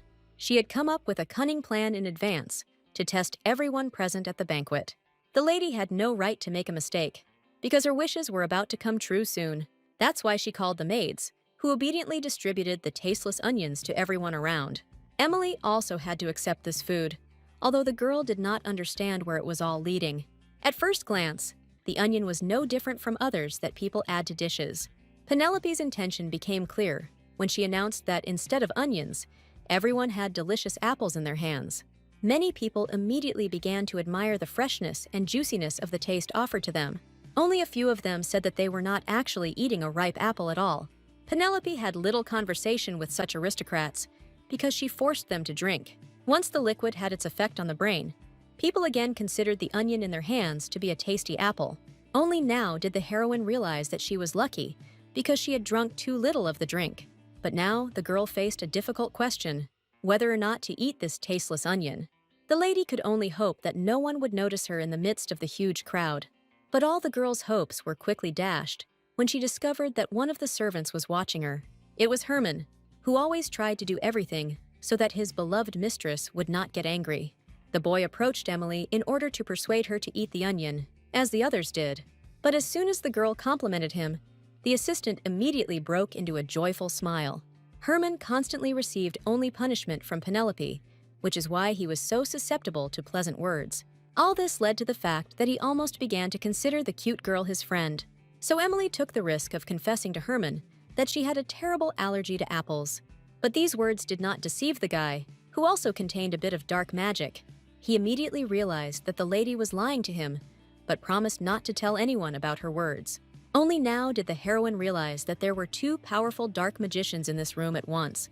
This changed her plans greatly, as Hazel was unaware that the situation had changed. But their conversation ended there, as Penelope urgently called her assistant to her. Herman did not dare to contradict his mistress, because she was very terrible and formidable when angry. With her actions, Swanson hoped to finally outshine the annoying Claude. That's why she got her hands on so many people, trying to cloud their minds. The only question left for the lady was what to do with the priestess who was on the estate. All of Herman's attempts to persuade the lady not to touch the priest ended in failure. Penelope had only recently become a dark mage, so she didn't feel any danger around her. She was maddened by the fact that God somehow had favorites with holy powers. While she couldn't get to them, the girl preferred to take out her anger on her assistant. Herman had lived in this state all his life, so he didn't know that he could complain at all. In Penelope's eyes, she could not lose, because everyone around her was ready to die for her. So the girl waited impatiently for the appearance of the holy knight, and soon Hazel came. All this time, she explored the estate and was horrified by the scale of the disaster that had been created. After everything she had seen, Bisette had no right to retreat, because many people could have suffered. No matter how scared the girl was, she still took out her holy sword to rush into battle. But Penelope didn't even flinch at the sight of the sword that could easily take her life, all because she quickly ordered people to attack Hazel to stop her plans. But all this time, Bisette had not trained in vain, so she was able to get through the aristocrats. Before Swanson could blink, the priestess was at her side in a matter of seconds. But the blow never reached the dark sorceress, because her faithful assistant protected her. Herman's ability was transformation, although the boy himself did not like this type of magic, but he became so strong that he could easily protect his owner from any danger. Although Hazel hadn't prepared for this, she wasn't one to back down in the face of danger. The girl boldly attacked at the moment when Herman's transformation had not yet been fully completed. The result was such a terrible blow that part of the estate shook piteously. The heroine had no idea that her friend had become so strong in a short period of time. In the end, Herman was unable to do anything against the priestess, who fought so desperately and bravely. But Penelope already had a plan for this case. Because she took Natalie hostage, Bisette loved her friend, so she quickly made the decision to meekly surrender. But in fact, Swanson was lying, because she needed all these people safe and sound. All because the girl planned the most large-scale sacrifice for her demon. Since all the people were assembled, she immediately began her main performance for the evening. Penelope has accumulated enough strength to once again summon a powerful demon. All this time, the heroine carefully watched the lady's actions in order to have time to stop her. Not long ago, Leo confessed to her that he already knew about the contractor, with whom Penelope was involved. The demon taught his mistress how to properly recognize his relatives during the ritual. Leo was sure that only during the summoning would Emily finally understand what kind of demon Swanson had. So all this time, the heroine was frantically waiting for this very dangerous moment for herself. Thanks to Leo's instructions, she easily guessed what kind of demon Penelope had summoned. While Swanson had no idea, each demon only liked certain offerings. That's why she foolishly promised him a bunch of sacrifices in the hopes of gaining greater power. But the lady saw that this demon was not particularly interested in human offerings. At this moment, the heroine noticed that Hazel was still struggling in this state. The girl couldn't let her friend find out about her abilities in dark magic. That's why she carefully put Bisette to sleep, so she could personally sort out this terrible situation. As soon as the priestess fell asleep, Emily gathered the courage to take action. Penelope clearly didn't expect that any of the people she zombified would retain any sanity. In this situation, Herman found himself helpless, since he liked Lady Emily. The girl boldly turned to the demon, whose name was Seleos, since she knew methods against him. The demon clearly didn't expect that some girl would dare to chase him away right during the ritual. But the heroine had a compelling argument in the form of several bottles of the best alcohol. Penelope clearly didn't expect her contractor to suddenly become interested in regular alcoholic drinks. While the girl was in shock, Emily was already in full swing, bargaining with the cunning and impudent demon. In the end, victory went to Lady Walker, since Seleos was only weak in drink. This is how easily the heroine managed to deprive Penelope of the support of the powerful demon. Who would have thought that Emily had no chance of losing? Because she made a contract with a powerful demon. Seleos sensed this perfectly well, and therefore obediently followed the young girl's bribe. As soon as the demon disappeared, Penelope was left without much support, although she had been counting on something else. For the first time in her life, Swanson was so upset, because her plans somehow quickly fell apart. Herman immediately noticed the lady's condition, which made all his fur stand on end with anxiety. But what confused the assistant even more was that Emily was smiling despite the chaos around her. The servant clearly felt the enormous dark energy emanating from the girl he liked. Without Seleos' support, Penelope would not have been able to defeat the heroine, who was strong. But the lady herself had no idea that she had lost, so Herman had to act on his own. The assistant deftly picked up the lady in his arms so that no one could catch them during their escape. As soon as Penelope disappeared into the distance, the fog gradually cleared. In fact, the heroine was bluffing, since her condition would not allow her to use magic. But Emily was glad that the aristocrats gradually began to come to their senses after what had happened. Each of them was surprised that for some reason they were eating onions and also drinking a lot of alcohol. Many did not even remember how exactly they ended up in this place, because they had completely different things to do. While people were coming to their senses, the heroine was getting worse, as she had used a lot of her powers. At the last moment, Zion finally showed up, but his holy treatment only made things worse. So the lady collapsed, exhausted, into the arms of the guy who could do nothing to help her recover. When all the victims had been taken away, the priest personally examined the scene of the strange incident. What surprised him was that Penelope was clearly trying to kill Emily, even though there was no reason to do so. He definitely felt that a great demon had been summoned, but for some reason, none of the people were harmed. Zion found an explanation for himself in the fact that Emily took the full brunt of the fight against the demon. The guy deeply regretted that he had not managed to appear at the estate in time to help. But what puzzled him most was that he